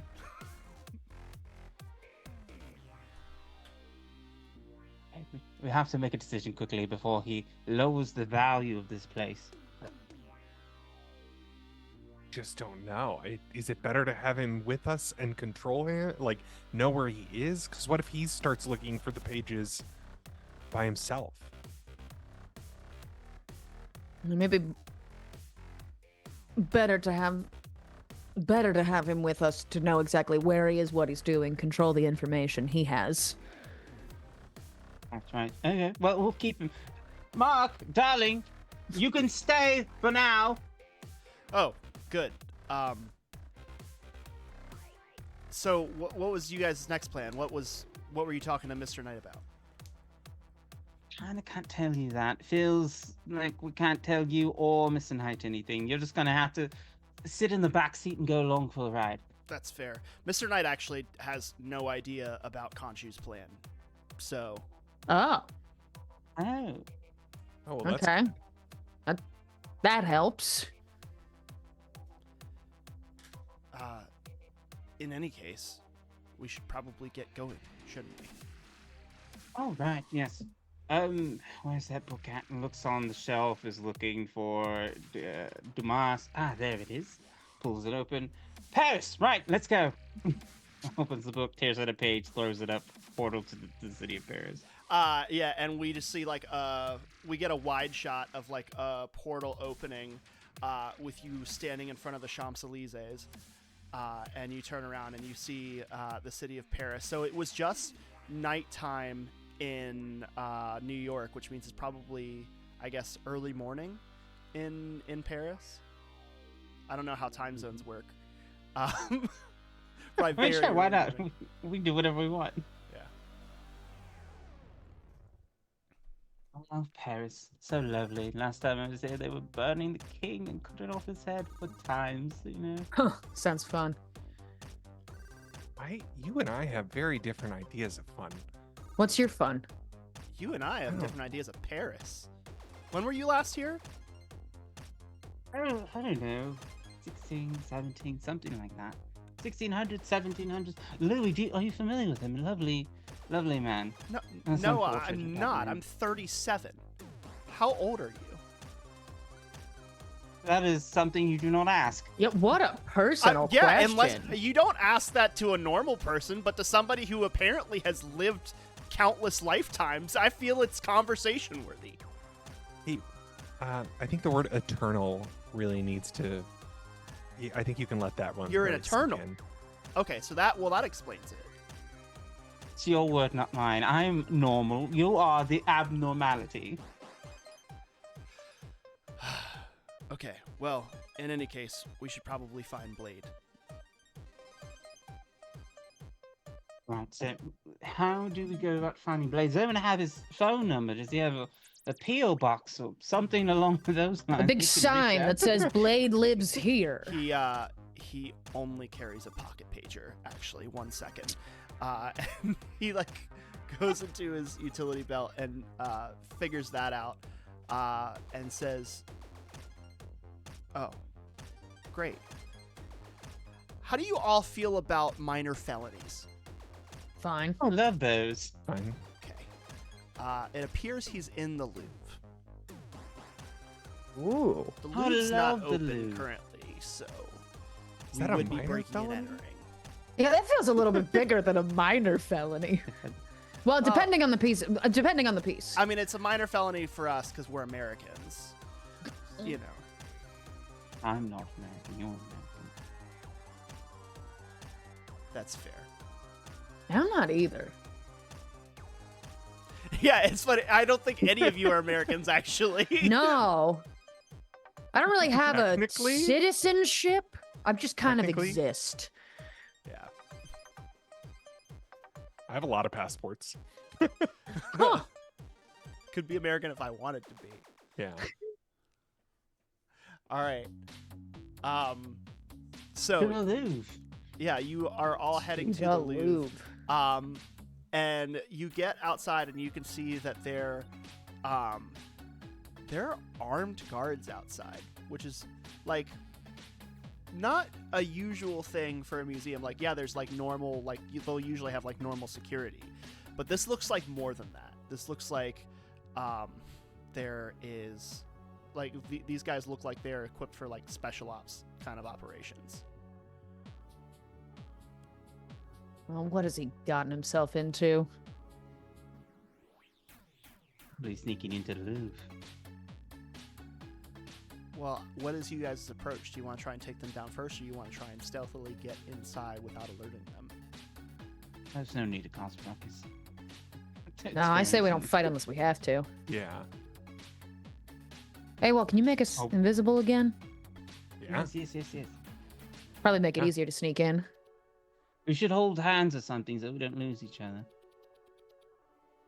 Get one of those little toddler ropes, and we all just hang on to it.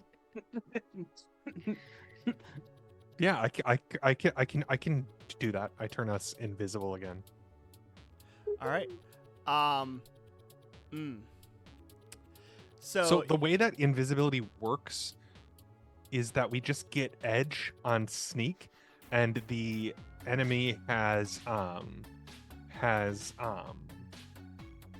not disadvantage. What's it? They have trouble on vigilance to see us. okay. So in that case, so it would be an agility check to sneak, right? Yes. So I'm assuming you guys are basically just trying to walk in the front door, right past them, because you're invisible, right? Yes. Yeah. Okay. Let's do it. Sure. Can I make a I want to make it look like from one of the windows, so I can use I've got an illumination ability that's Okay. free. I want to make it look like there is in a window the glint of a sniper's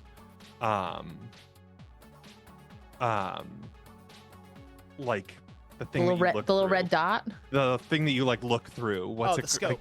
Yeah. the scope, so that they think that they see someone trying to snipe them. And a Does that window make sense? across from them. Yeah, yeah. Okay. Interesting. Okay. So that'll give you. I'll say that if you do that, that'll give you an edge on your sneaking. Okay. And if you already have an edge, so the cool thing about this game is because it's a 3d6 system, edges and troubles both stack. So you can have 2 edges on a roll. Ooh. And what an edge is going to do, very similar to advantage in D&D, is it's going to give you a reroll on your choice of any of your dice, any individual dice. So you can reroll 2 dice on your sneak rolls. And trouble is inversely going to make you reroll the highest of whatever dice. Which is also cool because you can have an edge and a trouble at the same time. And they cancel each other out, right? I don't know if they do. I guess they probably do. Yeah, that would make more sense. That would be easier to keep track of. So yeah, you are going to need to make agility checks to try and sneak past them. You have 2 edges because of the scope and because you're invisible. Actually, I'm sorry. Go ahead and just give me the roll and go ahead and take one of those edges. All of us? Yes.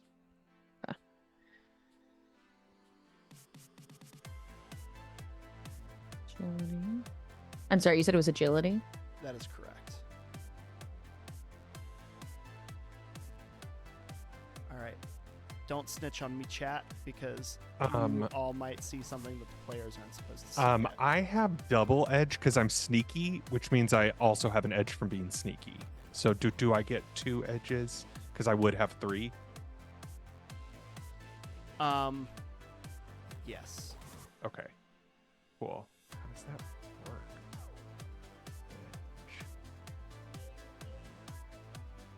Okay, so I got a 19. How do you do an edge roll? You do the roll and then you click on, you like hover over the die and it says edge. Oh, okay. That's very, very cool. Yeah, it's super nice. Yeah. I got the exact same. I also got the exact same. Amazing. They have trouble on detecting us also. Gotcha. Is that because you're invisible? Yeah. Okay.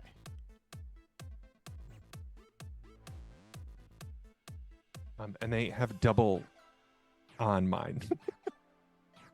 Because I'm sneaky. Chat saying Sean loves edging. It's killing me.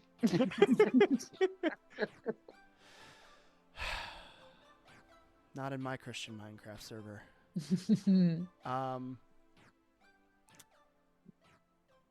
So they are not able to detect you, but something interesting happens. Uh-oh. So you do that, they're distracted for a moment, you begin to walk past, and they clearly can't see you. But it seems like they smell you. You see them begin to like look around and but they aren't able to pinpoint your exact location, but they know somebody is here. But you are able to move past them and into the building. Oh.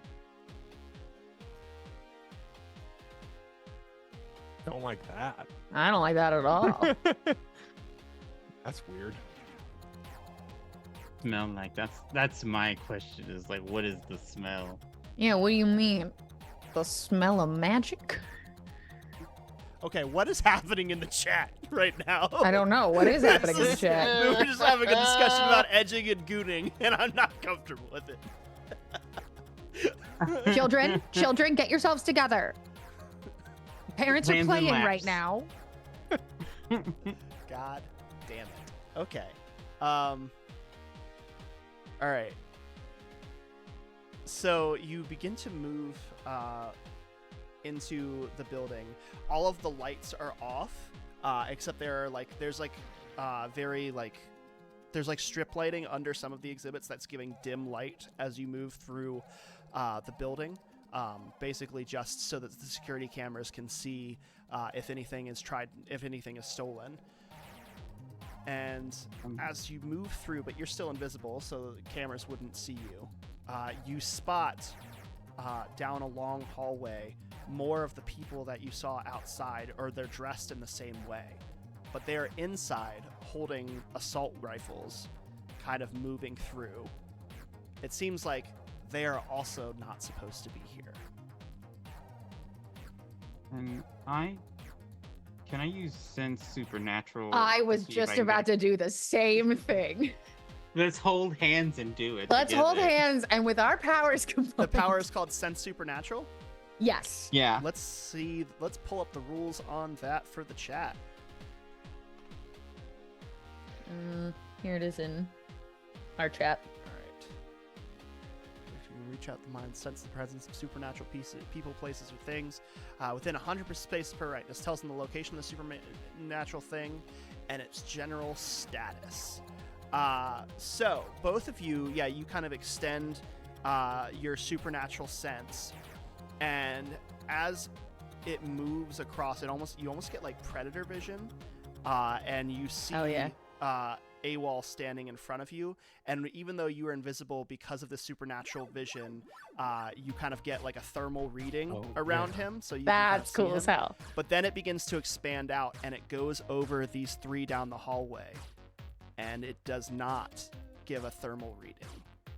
It is in fact cold Oh. and undead. These are vampires. Their ass. Get their ass.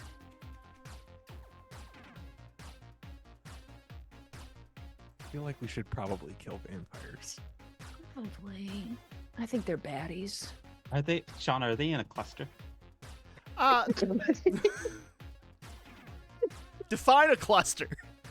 Are they standing close enough together? Are they all holding hands? They're and moving in Dakudores? cover formation, so they would probably be in adjacent squares. Also, I forgot, Okay. is Moon Knight with you? No. Yes, he is. Yes, yes, he is. Okay. Yes, he is. And he's also invisible. I think I would open up a tiny portal full of sunlight and put it directly over them. Shut What's the fuck range up. on it again? 1,000. So within 2 miles, right. Yes. The sun's not out yet. The sun's not out yet? Yeah, it's That's like crazy. early. It's That's like why they're 3 out. a.m. probably. Ah, that makes sense. So it's still That was a dark. very smart idea, but yeah. Oh, that one was Yeah, so yeah. good. Could you put them? Is there a church near the Louvre? There's tons of churches. We're surrounded by churches. I could drop them in a church too. I don't know how And vampires in vampires? Marvel work. It's not only vampires in Marvel. I don't think there's a specific game mechanic rule that says if they get dropped in a church, they die. I don't know. You're the GM. You're the one with. Yeah, let me just decide that they die. I don't know, man. I'm just saying. I just like to say shit sometimes. I mean, that's all TTRPG is. We're Yeah. all just saying shit. All right. But it appears that they have not noticed you. They are here, it looks like, looking for something else. And do they look like they're like searching for something, or that they are guarding something? Looks like they're searching for something. Searching. Okay. Then do we Scooby-Doo trail them? Do we tail them? Do we tail them, boys? You tell me.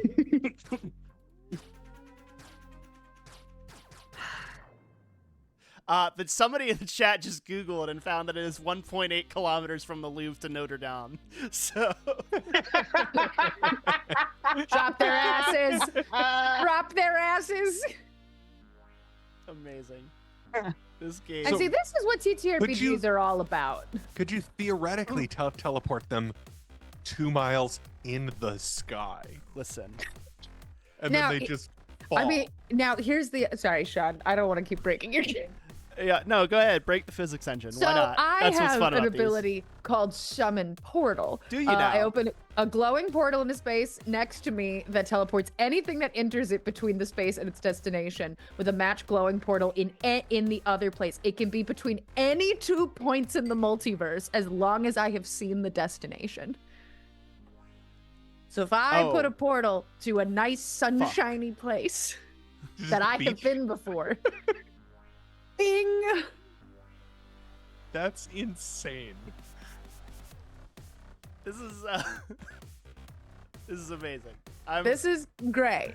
I love how you. Hellhound starts thinking of time zones. He's like, all right, if it's 3 a.m. in Paris, where is it like 11 a.m.? Where's Jimmy Buffett right now? I've got to Where figure is it out. Margaritaville? Hellhound's favorite chain restaurant, Margaritaville. They don't have them in hell. It's a real treat, you know? So wait, could you just send them to hell? I could absolutely just send their ass to hell. I mean, for vampires, that probably wouldn't be as terrible as it would for other Right, people. but they're gone. But- I think, have I ever been to a garlic factory?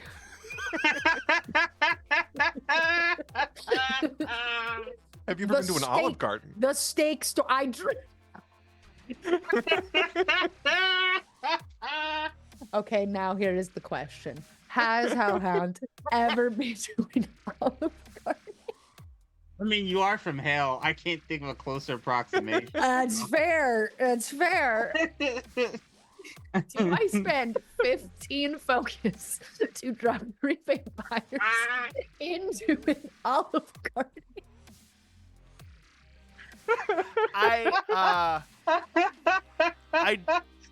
I don't think that I can say no to that.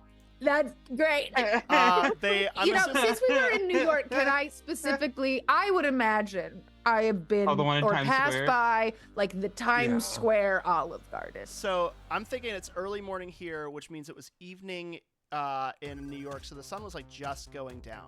So Okay.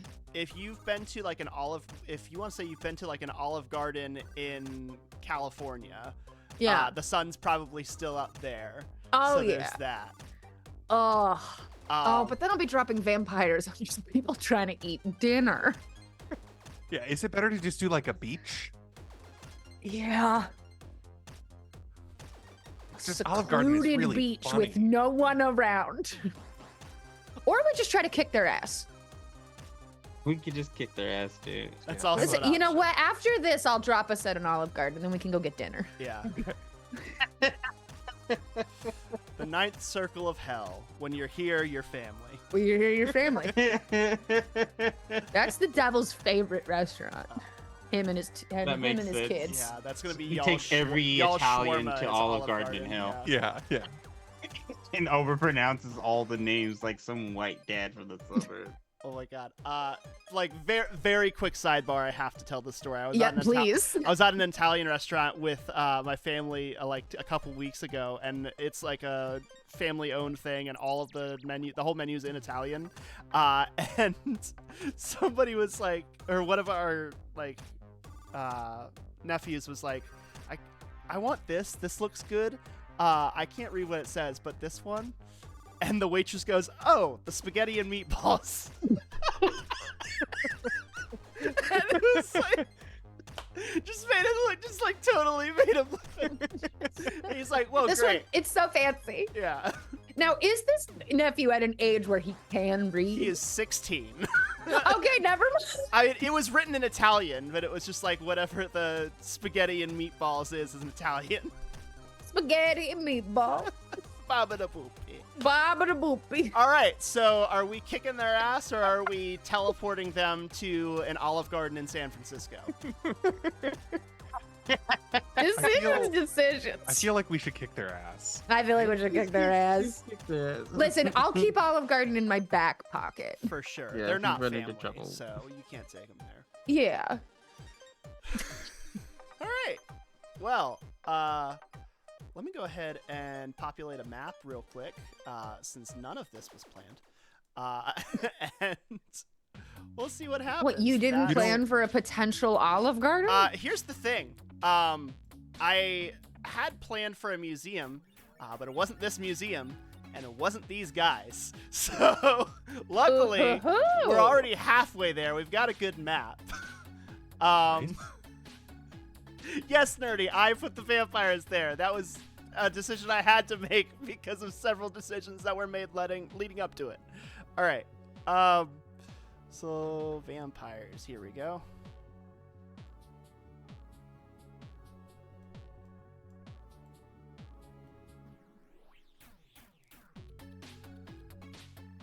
Just 3 of them? Easy, easy. That you can see right now. But you know that there are 2 more outside, and you don't know if there are any more elsewhere in the premises. So let me go ahead and move the map for you guys. No, great. I didn't see it. Nailed it. Hey. Ah, the Louvre. Chat's very funny today. Chat's great. Active. It's super fun. We All right. love y'all. So I guess we should roll for initiative at this point. Great. Sounds so defeated. I guess you. Because you all are invisible and essentially have the drop on them, everybody is going to get a bonus round whether they roll a fantastic success or not. Hell yeah.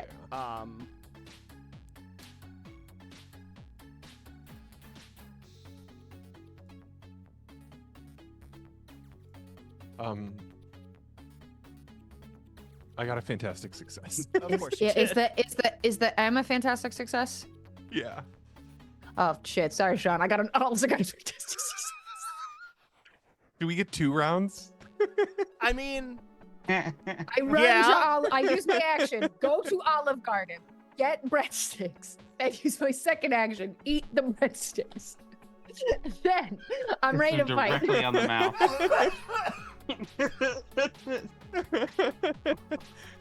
what's really funny is that Jordan's dream superhero game for a long time has been a Great Lakes Avengers, just completely silly, goofy thing. Yeah. Which is not what this was supposed to be. But You it's quickly know- what it's turning into. Any game I'm in becomes a silly, goofy little game.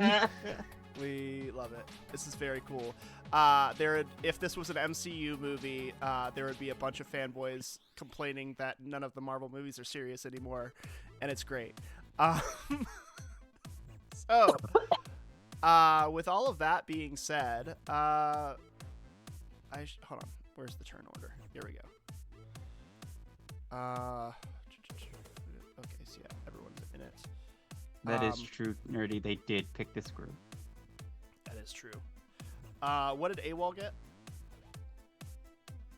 AWOL got a 15. And Hellhound? I got a 20. Nice. And Scheherazade. 22. Hell yeah. Jeez.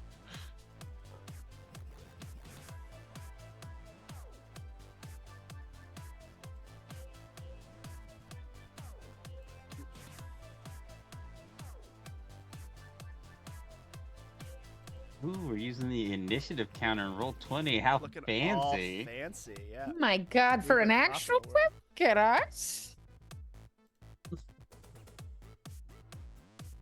Except I did it wrong. Instead of rolling for each one of them, I rolled for one of them 3 times. And I just did it again. Cool. Hey, it I'm works. good at this. I'm a professional, y'all.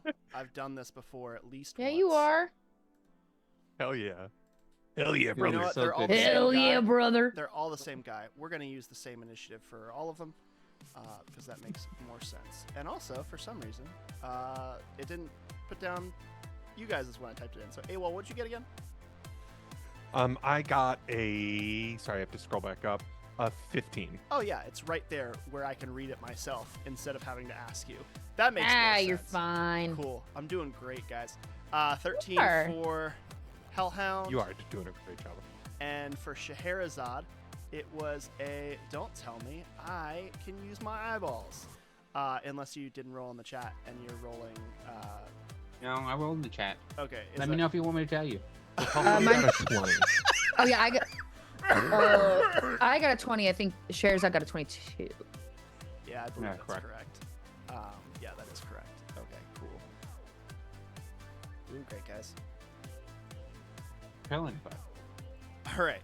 So, setting in descending order, that means the first to react after your 1 to 2 bonus actions, which is probably all it's going to take to fuck these guys. Scheherazade will be the first to react. Who got a fantastic success on their initiative? Jordan and I. I'm going to throw up. Screaming, crying, throwing up in the Louvre. All right, amazing. Jordan, what is your first bonus action? I'm gonna use Elemental Barrage, Okay. which is 15 focus. So that brings me down to 60. And that is a single ego check compared to their resistance. Is that like their resilience defense? Yes. All right, which is gonna be 12. And I got a fantastic success. I got a 22 with a fantastic success. Jordan. So they take full damage, and they're blinded for 1 round. Awesome. So next what I'm gonna need you to do is grab a spoon and eat my whole ass. So I'm gonna roll damage. They take. It's actually not that much. They take 15 damage. Okay, cool. These guys are a little bit more sturdy than the AIM guys, so All 3 of them take 15 damage, and they're all blinded. good. For 1 round. Good. That do for them, or to them. Well, they can smell real good, so. All right. For your first bonus round, Hellhound, what would you like to do? Yeah, I would like to go up to this one right here. And I would like to vicious attack. Just do my I just want to clock them All right. in the face. Make a close attack. I love that AWOL essentially just opened with a flashbang. That was pretty cool. Yeah. That's melee, correct? Correct. And compared to their melee defense, which is going to be a 12. Okay, well I fucked that one up. Good. You know what? You get 1 win shot. I need it. That's all. You I can need. have a miss as a little treat. Yeah. You've been a brave little girl. Okay. See, I swing and I just like fully misjudge the distance. Okay. Now for the full. Overconfident in my invisibility. Now for the surprise round. I'm gonna have. I'm gonna actually have Scheherazade do your surprise first. Yeah, I think Scheherazade completely unprepared to be of any real use because we're in a really tight situation. It's just gonna go up and kick one of them in the balls. It feels like the Hell yeah. thing to do. in Hell this yeah, moment is brother. To kick one of them in the balls. What's your speed? My speed, where is that? It is 5. I also can just teleport there as well as I'm in exchange for movement at no cost. I can just teleport directly up to him and kick him in the balls. Oh yeah, we'll go with that then. Yeah, I'll start walking and I'll yield my leg back, teleport, and land square in his crotch. What's your melee? My melee, a 1, but I did the attack, and the attack was 8 damage. So do I roll the melee first and then roll the attack? Correct. So what you're gonna do is you're gonna roll your melee, and so it's gonna be 3d6 plus whatever your melee score is, and it has to beat their defense, which is a 12. Okay, so it looks like I got an 8, so that's not gonna hit. That is correct. So you teleport up, but what happens is when you come out of the portal, you're actually facing 90 degrees to the right, and you actually kick an ancient vase off of a shelf, and it hits the ground and shatters. Fuck.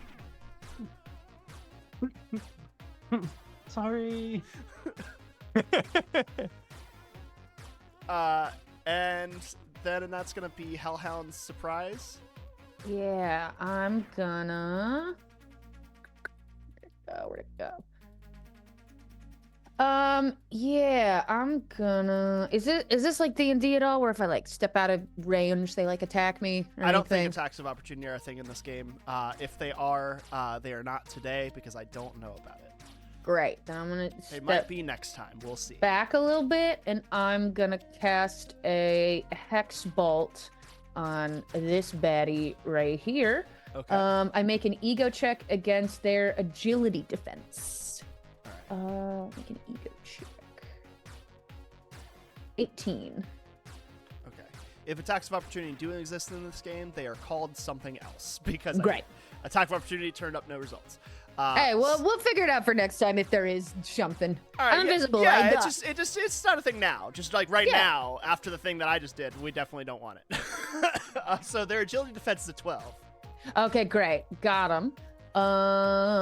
It does regular damage. 22 damage. Amazing. And which one is that going to be on? Is that this one? It's going to be this one in the back here. Gotcha. 22. I have a nice little line of sight on him. Hell yeah. All right.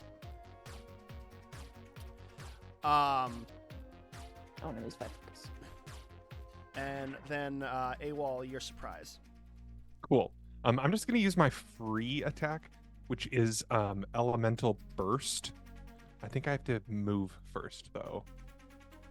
Oh, I didn't mean to draw. Oh God.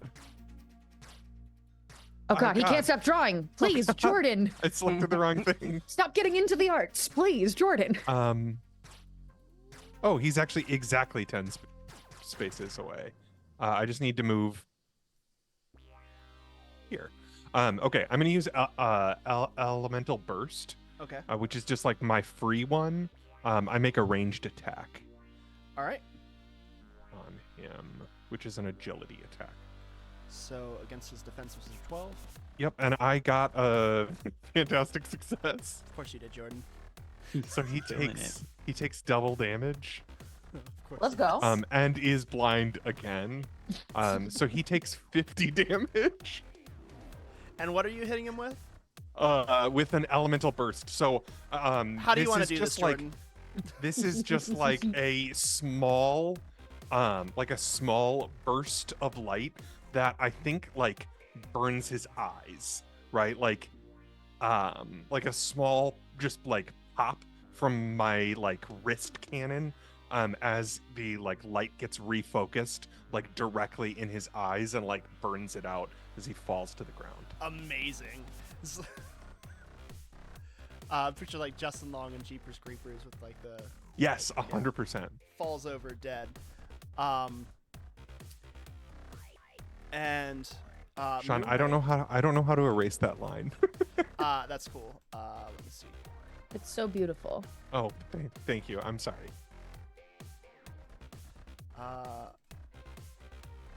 The nice thing about me throwing like NPC heroes in there is then I actually get to feel like I'm doing something. Yeah. So Moon Knight runs up and decides he's going to help you this time. He didn't help you last time because I forgot he was there. And let's see, melee against melee defense. Except he doesn't have that because he's not in melee range. There's got to be something for his little batarang things that he has. Let me see.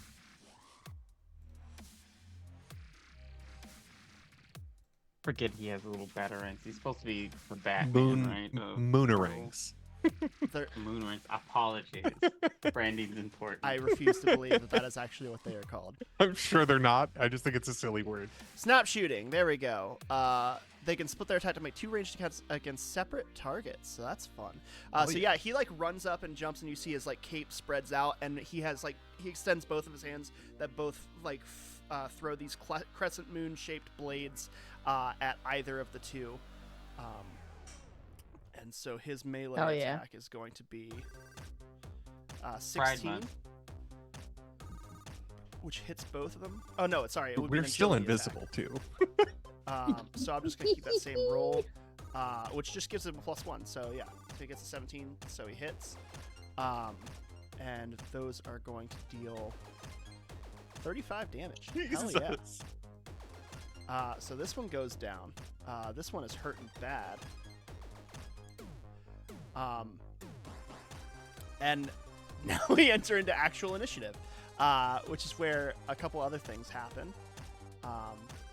because I planned this, not because you guys wiped these guys out too fast. This was actually part of the plan initially.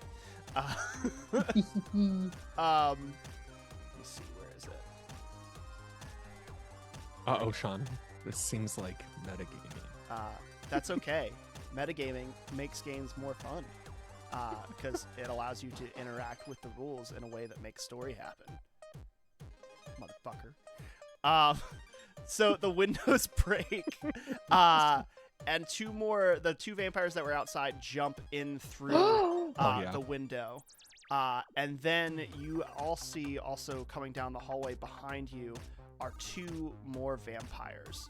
Oh, shit. And shit. they say, "You will not leave here." And you hear a voice that says, "Want a bet?" And you see that next to one of these vampires in the back, Blade appears and slashes him across with his silver sword. And now we're going to go into full initiative, which the first up Wesley is Snipes. going to be Scheherazade. Blade don't pay no taxes.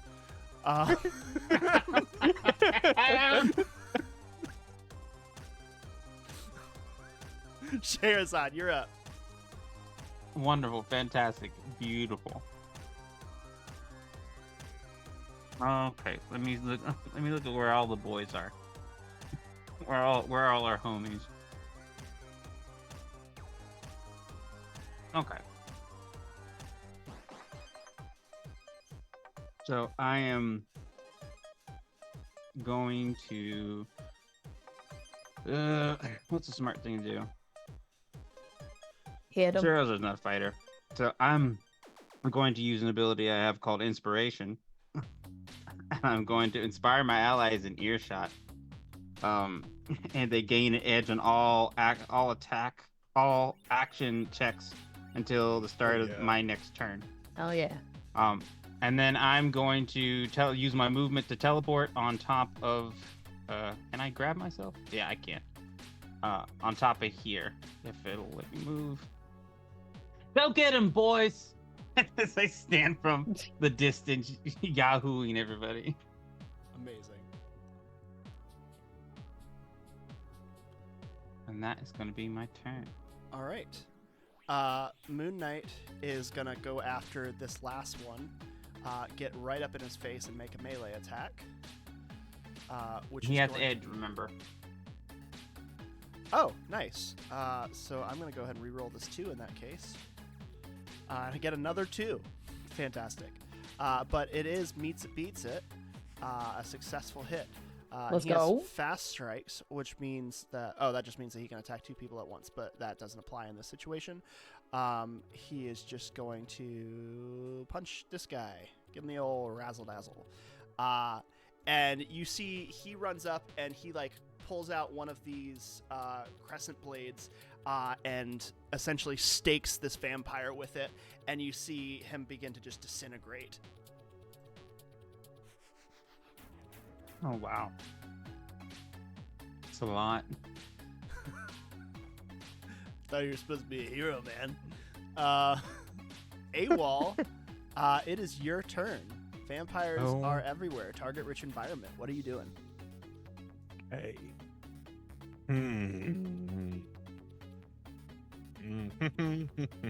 I'm just gonna elemental burst again, which is my free one, against we'll say this fella over by the window. All right.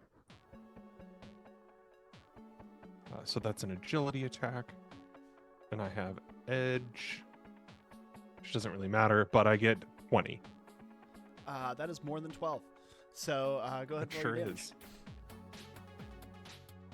And that deals 25 damage to him as I do that focused burst of light comes forward. Hell yeah. Yeah, you hit him with it, and you see he shrieks and falls backwards a little bit, and then looks back at you, and you can see half of his face is charred, and he snarls at you.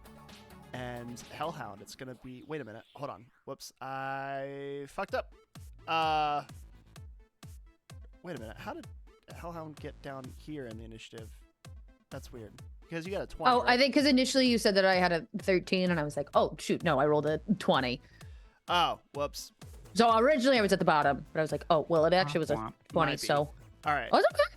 So you can go ahead and go now, and then they will go after you. Great. Well, then I would like to. Can we assume that like these bookshelves or what seems like bookshelves are here in world? Yeah. Okay, Everything great. that you see is here. Great, making sure. Okay, so I would like to use my fly to move, to fly on top of one of the bookshelves. Okay. And then I still have my hex bolt as, because that's my concentration. Right. So I would like to fire on this dude right here. All right. I make an ego check against him, against his agility defense. All right, which is a 12. And I get, 12. Well, then that's fine. I already get it. So then he takes 30 damage. Nice. I think that's all I really want to do right now. Yeah, I don't think there's anything. Let's stay. No. Yeah, I'll leave it at that for right now. Hell yeah. All right. So now they are going to go ahead and act. Their speed is. Let's see. Where did you guys find the speed again? Next to to the ability scores. Right. there's a thing that says speed plus size. There it is. So I can move 5 spaces running.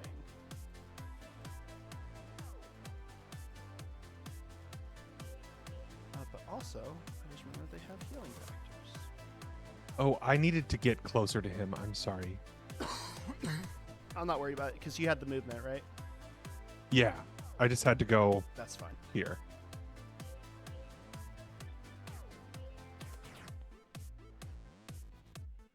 All right.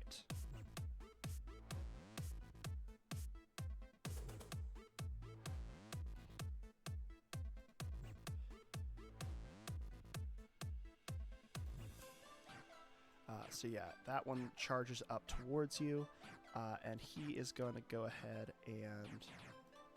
Ooh, that's fun. What's your logic defense, Hellhound? My logic defense is 10. God damn it. Let's see.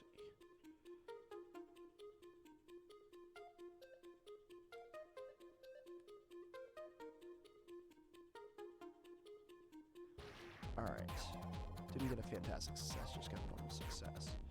So.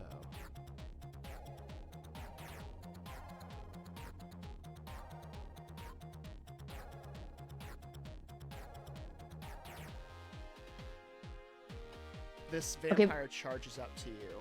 Oh, no, on top of my bookcase. to run towards you, and says, "Turn on your friends," and you feel like mentally compelled. Oh no. And you have to use shit. your next action to attack Moon Knight. I have to use my next action to attack Moon Knight? Yes. Hell yeah. All right. The next one is going to run up on a wall. Okay. And what is your resilience defense? My resilience defense is 13.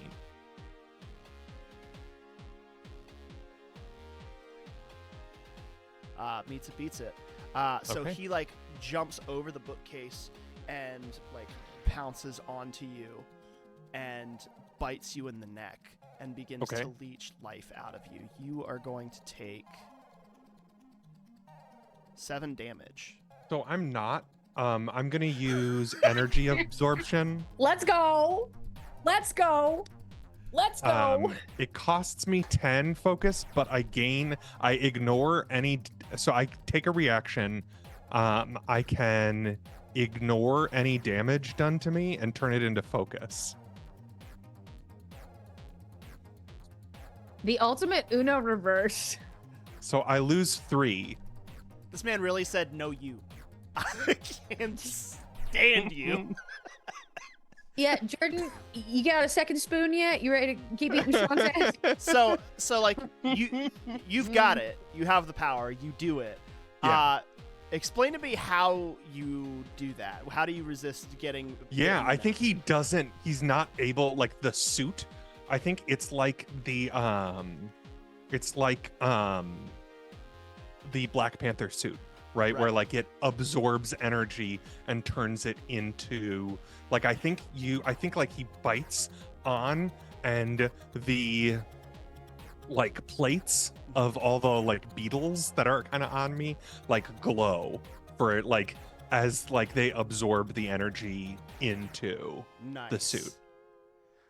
Yeah, so I think like you bite and he can't get his teeth to your neck because of how thick the suit is, but also it immediately activates kind of this defense mechanism, and as it glows and it absorbs energy from him and then outputs it immediately as like vibrant radiant light from the suit that then like burns and singes his skin a little bit, and he has to detach. Hell yeah. All right. I was really looking forward to using that. You're like, I can't for the wait first time to tell this motherfucker no. So I'm not. Yeah, that was wild. Okay.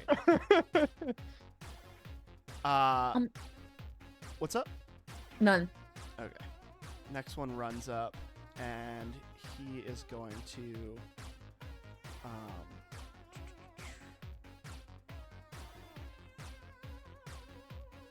I think he's just gonna shoot you in the face, because they do have assault rifles. So it is going to get a 14 to hit you. Who's it trying to hit? He's trying to hit AWOL. AWOL? No, he doesn't. I do blink barrage as a reaction, or blink defense as a reaction. Let's go. Any range attack, Let's go, I can gamers. move him out of the way. I'll put it in the chat. That's hysterical. Hey, you know what? Sean, at least you got me. You got me. Okay, so does it move him to a different square? This is the character makes an eco check with an edge against the attacker's agility check. On success, the projectile from the attacker is teleported away someplace safe. On a fantastic success, the attack is turned against the attacker using the eco check the attacker just made for the attack check. So I believe... I make an ego check? I'm really good at that. Yes. And I have edge. I'm going to re-roll that 2 in the middle. See if I can get... Hey. I got a 19. Let's go. All right. Was that a fantastic success? No. Okay. No. Man, because I had He a really doesn't good way to accidentally- flavor turning that away around. So I think what happens is you open the portal beneath his feet and he drops through it and the bullets go over his head, and then where do you spit him out? Basically just wanted to be like he disappears and pops back in the exact same place. So you like just open the portals like this, and he just like. It's like, Yeah, like Oh shit! Sarah, It's that's like Portal. sitting up on the shelf, like snaps her fingers, a book opens underneath him, falls through, spits out at the top again, I love like that. a little elevator. Fantastic. Yeah, and Blade and this one are kind of locked up in a That's skirmish. wild. And I don't feel like having y'all wait while I play D&D with myself. So we're going to go back to the top of the order with Scheherazade. What are you doing? Oh, also all of them healed a little bit because of their healing factor. Bastards. Honestly, not much. Up here in the upper left-hand corner, there appears to be a vault. How thick are the walls in the vault? That is a question. There is a vault up here. It appears to be a vault. Every time I say, yeah, everything that's on the map exists. I always come to regret that. Yeah, I mean, just looking at it in comparison to the like the squares, it looks to be at least 5 feet thick. Okay, I'm going to teleport to the one that's closest to me. So can I ping on this? Yeah. Or the one directly below me. I'm going to teleport to him. I'm going to use teleport other, and I'm going to trap him in the walls of the vault. Incredible. He takes damage based on how far he has to go in order to clear, to be clear of being inside the wall. So it'd be an ego check against the vigilance defense of the target. And his grabbed vigilance defense is going to be a 12. I will roll 17. And that succeeds. So which one are you teleporting again? The one that's on the right-hand side of Hellhound. Let me Okay. see if I can. I'm moving This down one? here to him. Yeah, that one. Moving down here to him, and I'm grabbing. I'm going to say hello. I'm going to grab him, and then I'm going to like put my hand out and trap his body inside that vault up there in the left-hand corner. Okay. And it says if the target winds up in something solid, they are automatically pushed out of it, but take damage from the disruption equal to a standard attack action. The damage is multiplied by 1 for every space they must move to reach a clear area. If the skills in the body is trapped inside the material they teleported into. All right. So what would be how do we determine the damage that they take again? So I would roll. I'm assuming I would roll just like a standard melee attack. I'm assuming, and then the multiplier on that would be how many spaces basically they have to go in order to be clear of being inside the wall. Which I'm gonna say 2. Okay.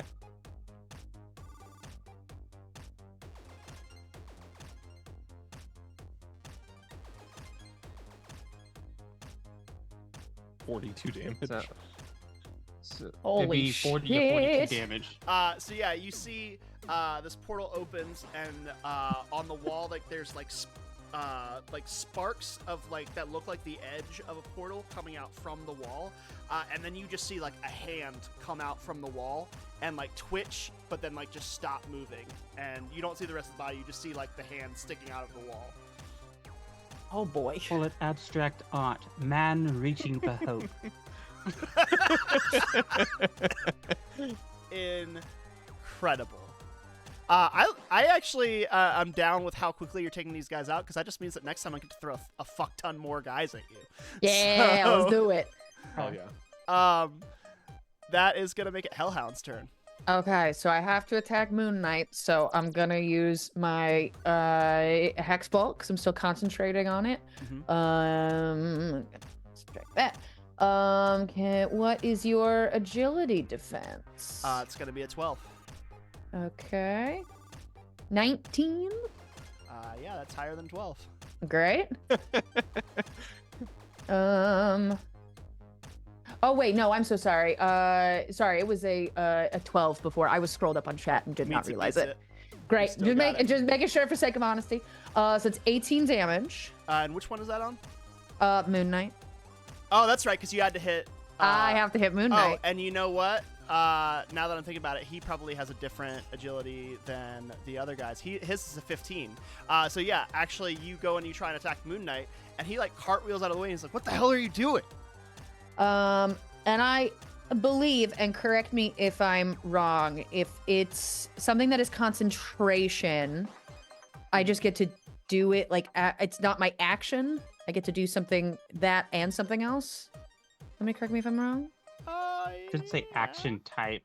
It says Hex Bolt is action. Oh, action type standard. Okay, never mind. Then that is my action. All right.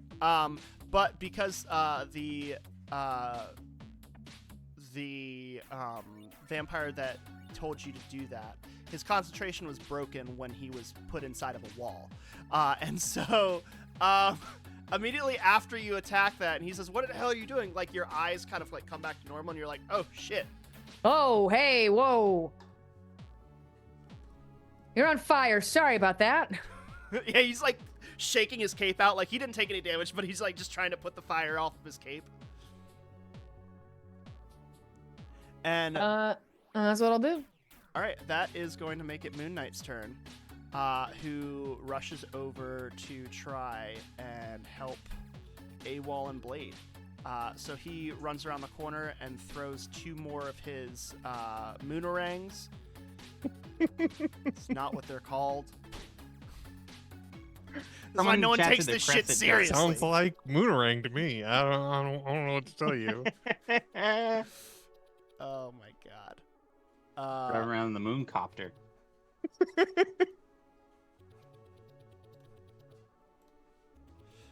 All right. Hits with both for 18 damage. Ew. Actually, he's going to hit these 2. I forgot about this one. So that makes more sense.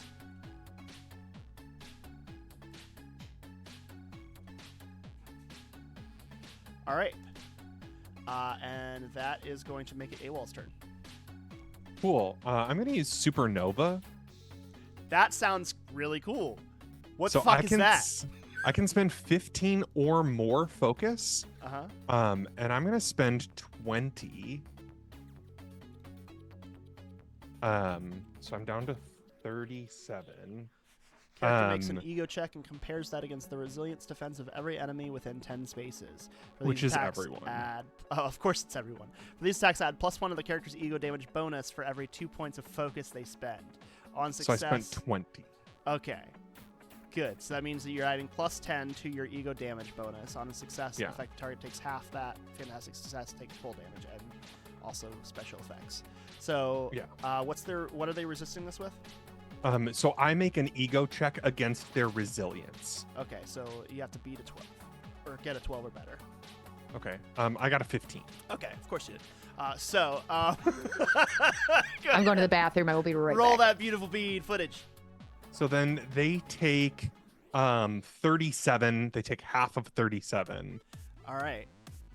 So that would be 18. Yeah. Yeah. One of them is hurting real bad. And I am going to stick around. All right. Stick around. Hope he attacks me again. So I can energy absorb. Yeah. Well, guess what he's going to do, Jordan? Yeah. Do you have to spend focus to do that, by the way? It costs 10. Okay, cool. As long as you're tracking that. Yeah. But he is indeed going to attack you again. Does he get any kind of roll, or are you just noping him? It depends on how well he rolls. Gotcha. Okay, so he is going to do his melee attack, which is going to come out to be a That's definitely going to be. 14. Yeah. My melee defense is 10. Woof. I have 0 in melee. So the trick is to not get seen. Yeah. All right, and for damage, he is going to deal 20 damage to you. Oh, yeah. I'm going to spend 10 so that I gain 10 back. Okay. And I take no damage. So I go up to 47 focus. And that's my reaction. All right. Well, you only get one reaction, and you've got to deal with 2 vampires. Yeah. So this one says "fuck you" in particular. That is going to be a 17 to hit. Yeah, that's going to hit. He finds a weak point in your armor and does indeed begin to drain you for 11 damage, which he actually heals. Ow.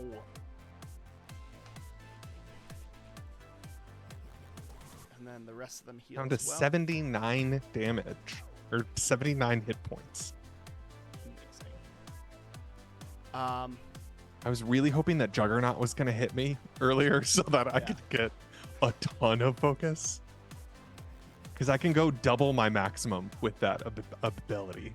And then I would just spend all of it on a supernova. I'm sorry, Joey. All right. And that is going to make it back to the top of the order with Scheherazade. Okay, how many's left? It's just Uh, the two at the bottom. There are right? the two that AWOL's fighting, and then there's the one that Blade is fighting. Okay. I'm going to see if it's gonna work again. I'm gonna do the same thing I did before. I'm going to blink next to one of them, next to AWOL. Hello. Grab him, and I'm gonna try to trap him back in the vault wall. So All right. I... Second verse, same as the first. Let's go. What's he resisting with again? Vigilance, I believe. Okay. And do you have a preference on which one of these guys that you're doing that to? The one on his right. All right. His vigilance is going to be a 12, which you beat. by Okay, one. 13 barely passes. And then the shunt damage. 18 points. All right. And this one, like, now this modern art piece that you've created is starting to look like Han Solo and Carbonite, because you just get the front of his face screaming. Oh my god.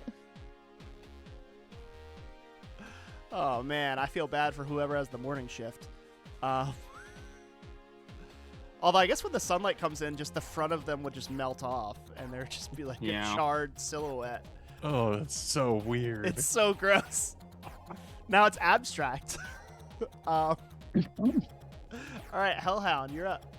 Yeah, I would like to fly over here, with my flying, and then I would like to use Flames of the Faultine against, this guy here and shoot some, magic, enchanted fire out of my hands. So I make an ego check against your, agility defense. All right. Agility That's- defense is going to be a 12. It's a fantastic success, I believe. It sure is.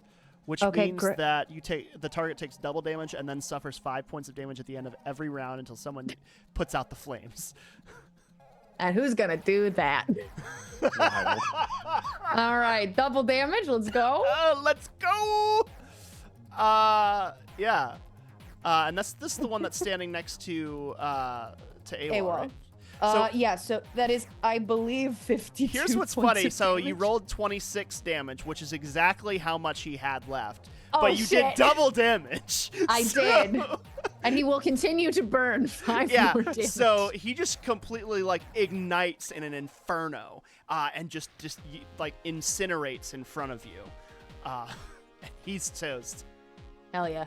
And then right as you're doing that, conveniently, Blade finishes off the other vampire, and stakes him through the heart, causing him to disintegrate. Hell yeah.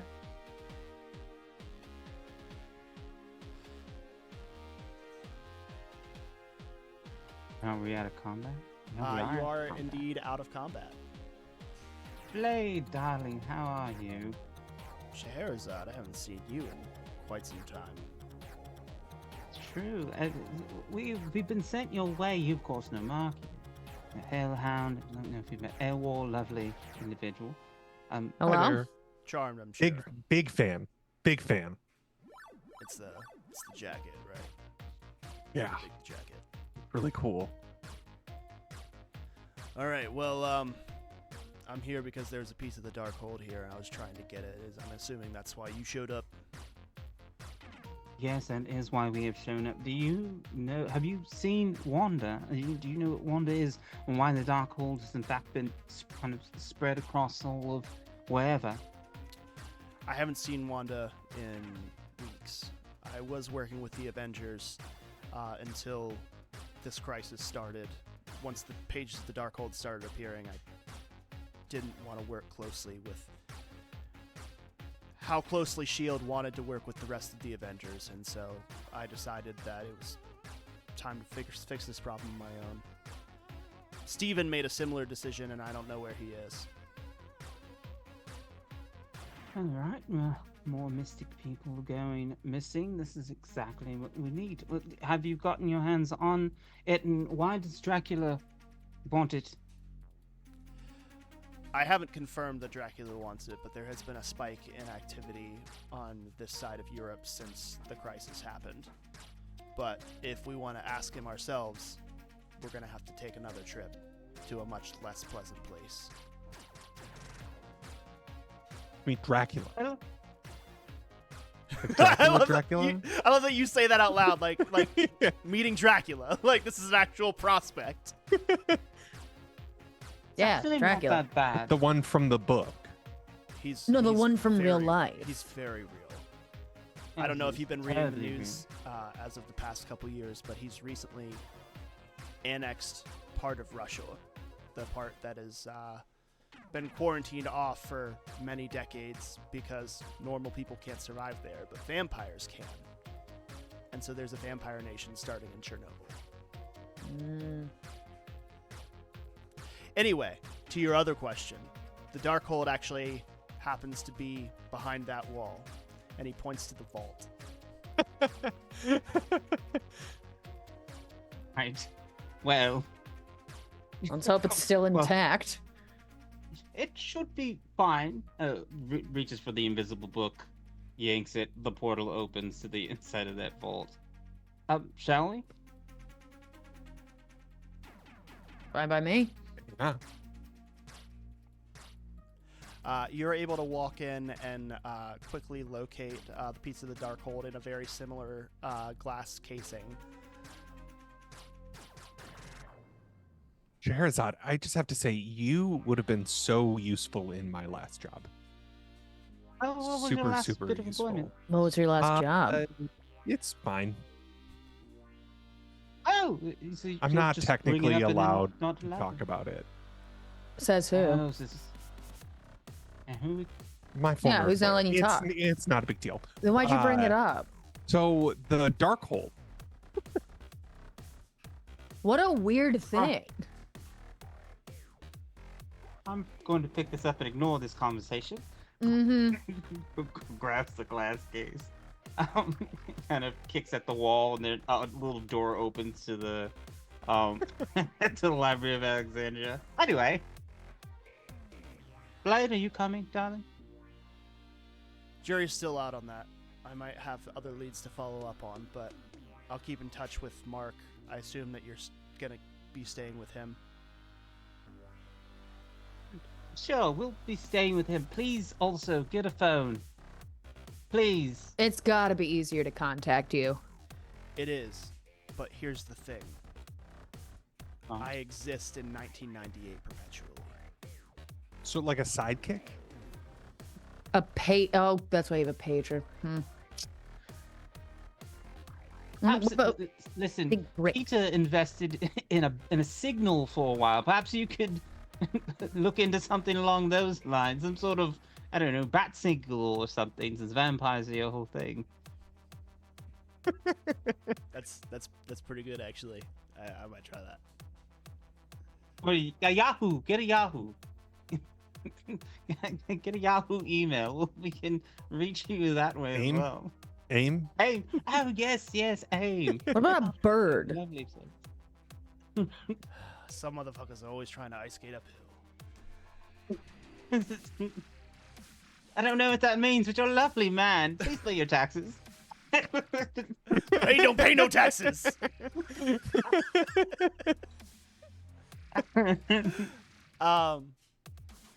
Yeah, and I think that's our game for today. Hell yeah. And it's like a perfect Super Friends exit of everyone laughing in a circle as it slowly zooms out. Wild. Yeah, this was fun. This is fun. This yeah, is real good. I dig this this is great. game a lot. Looking forward to seeing where we go from here.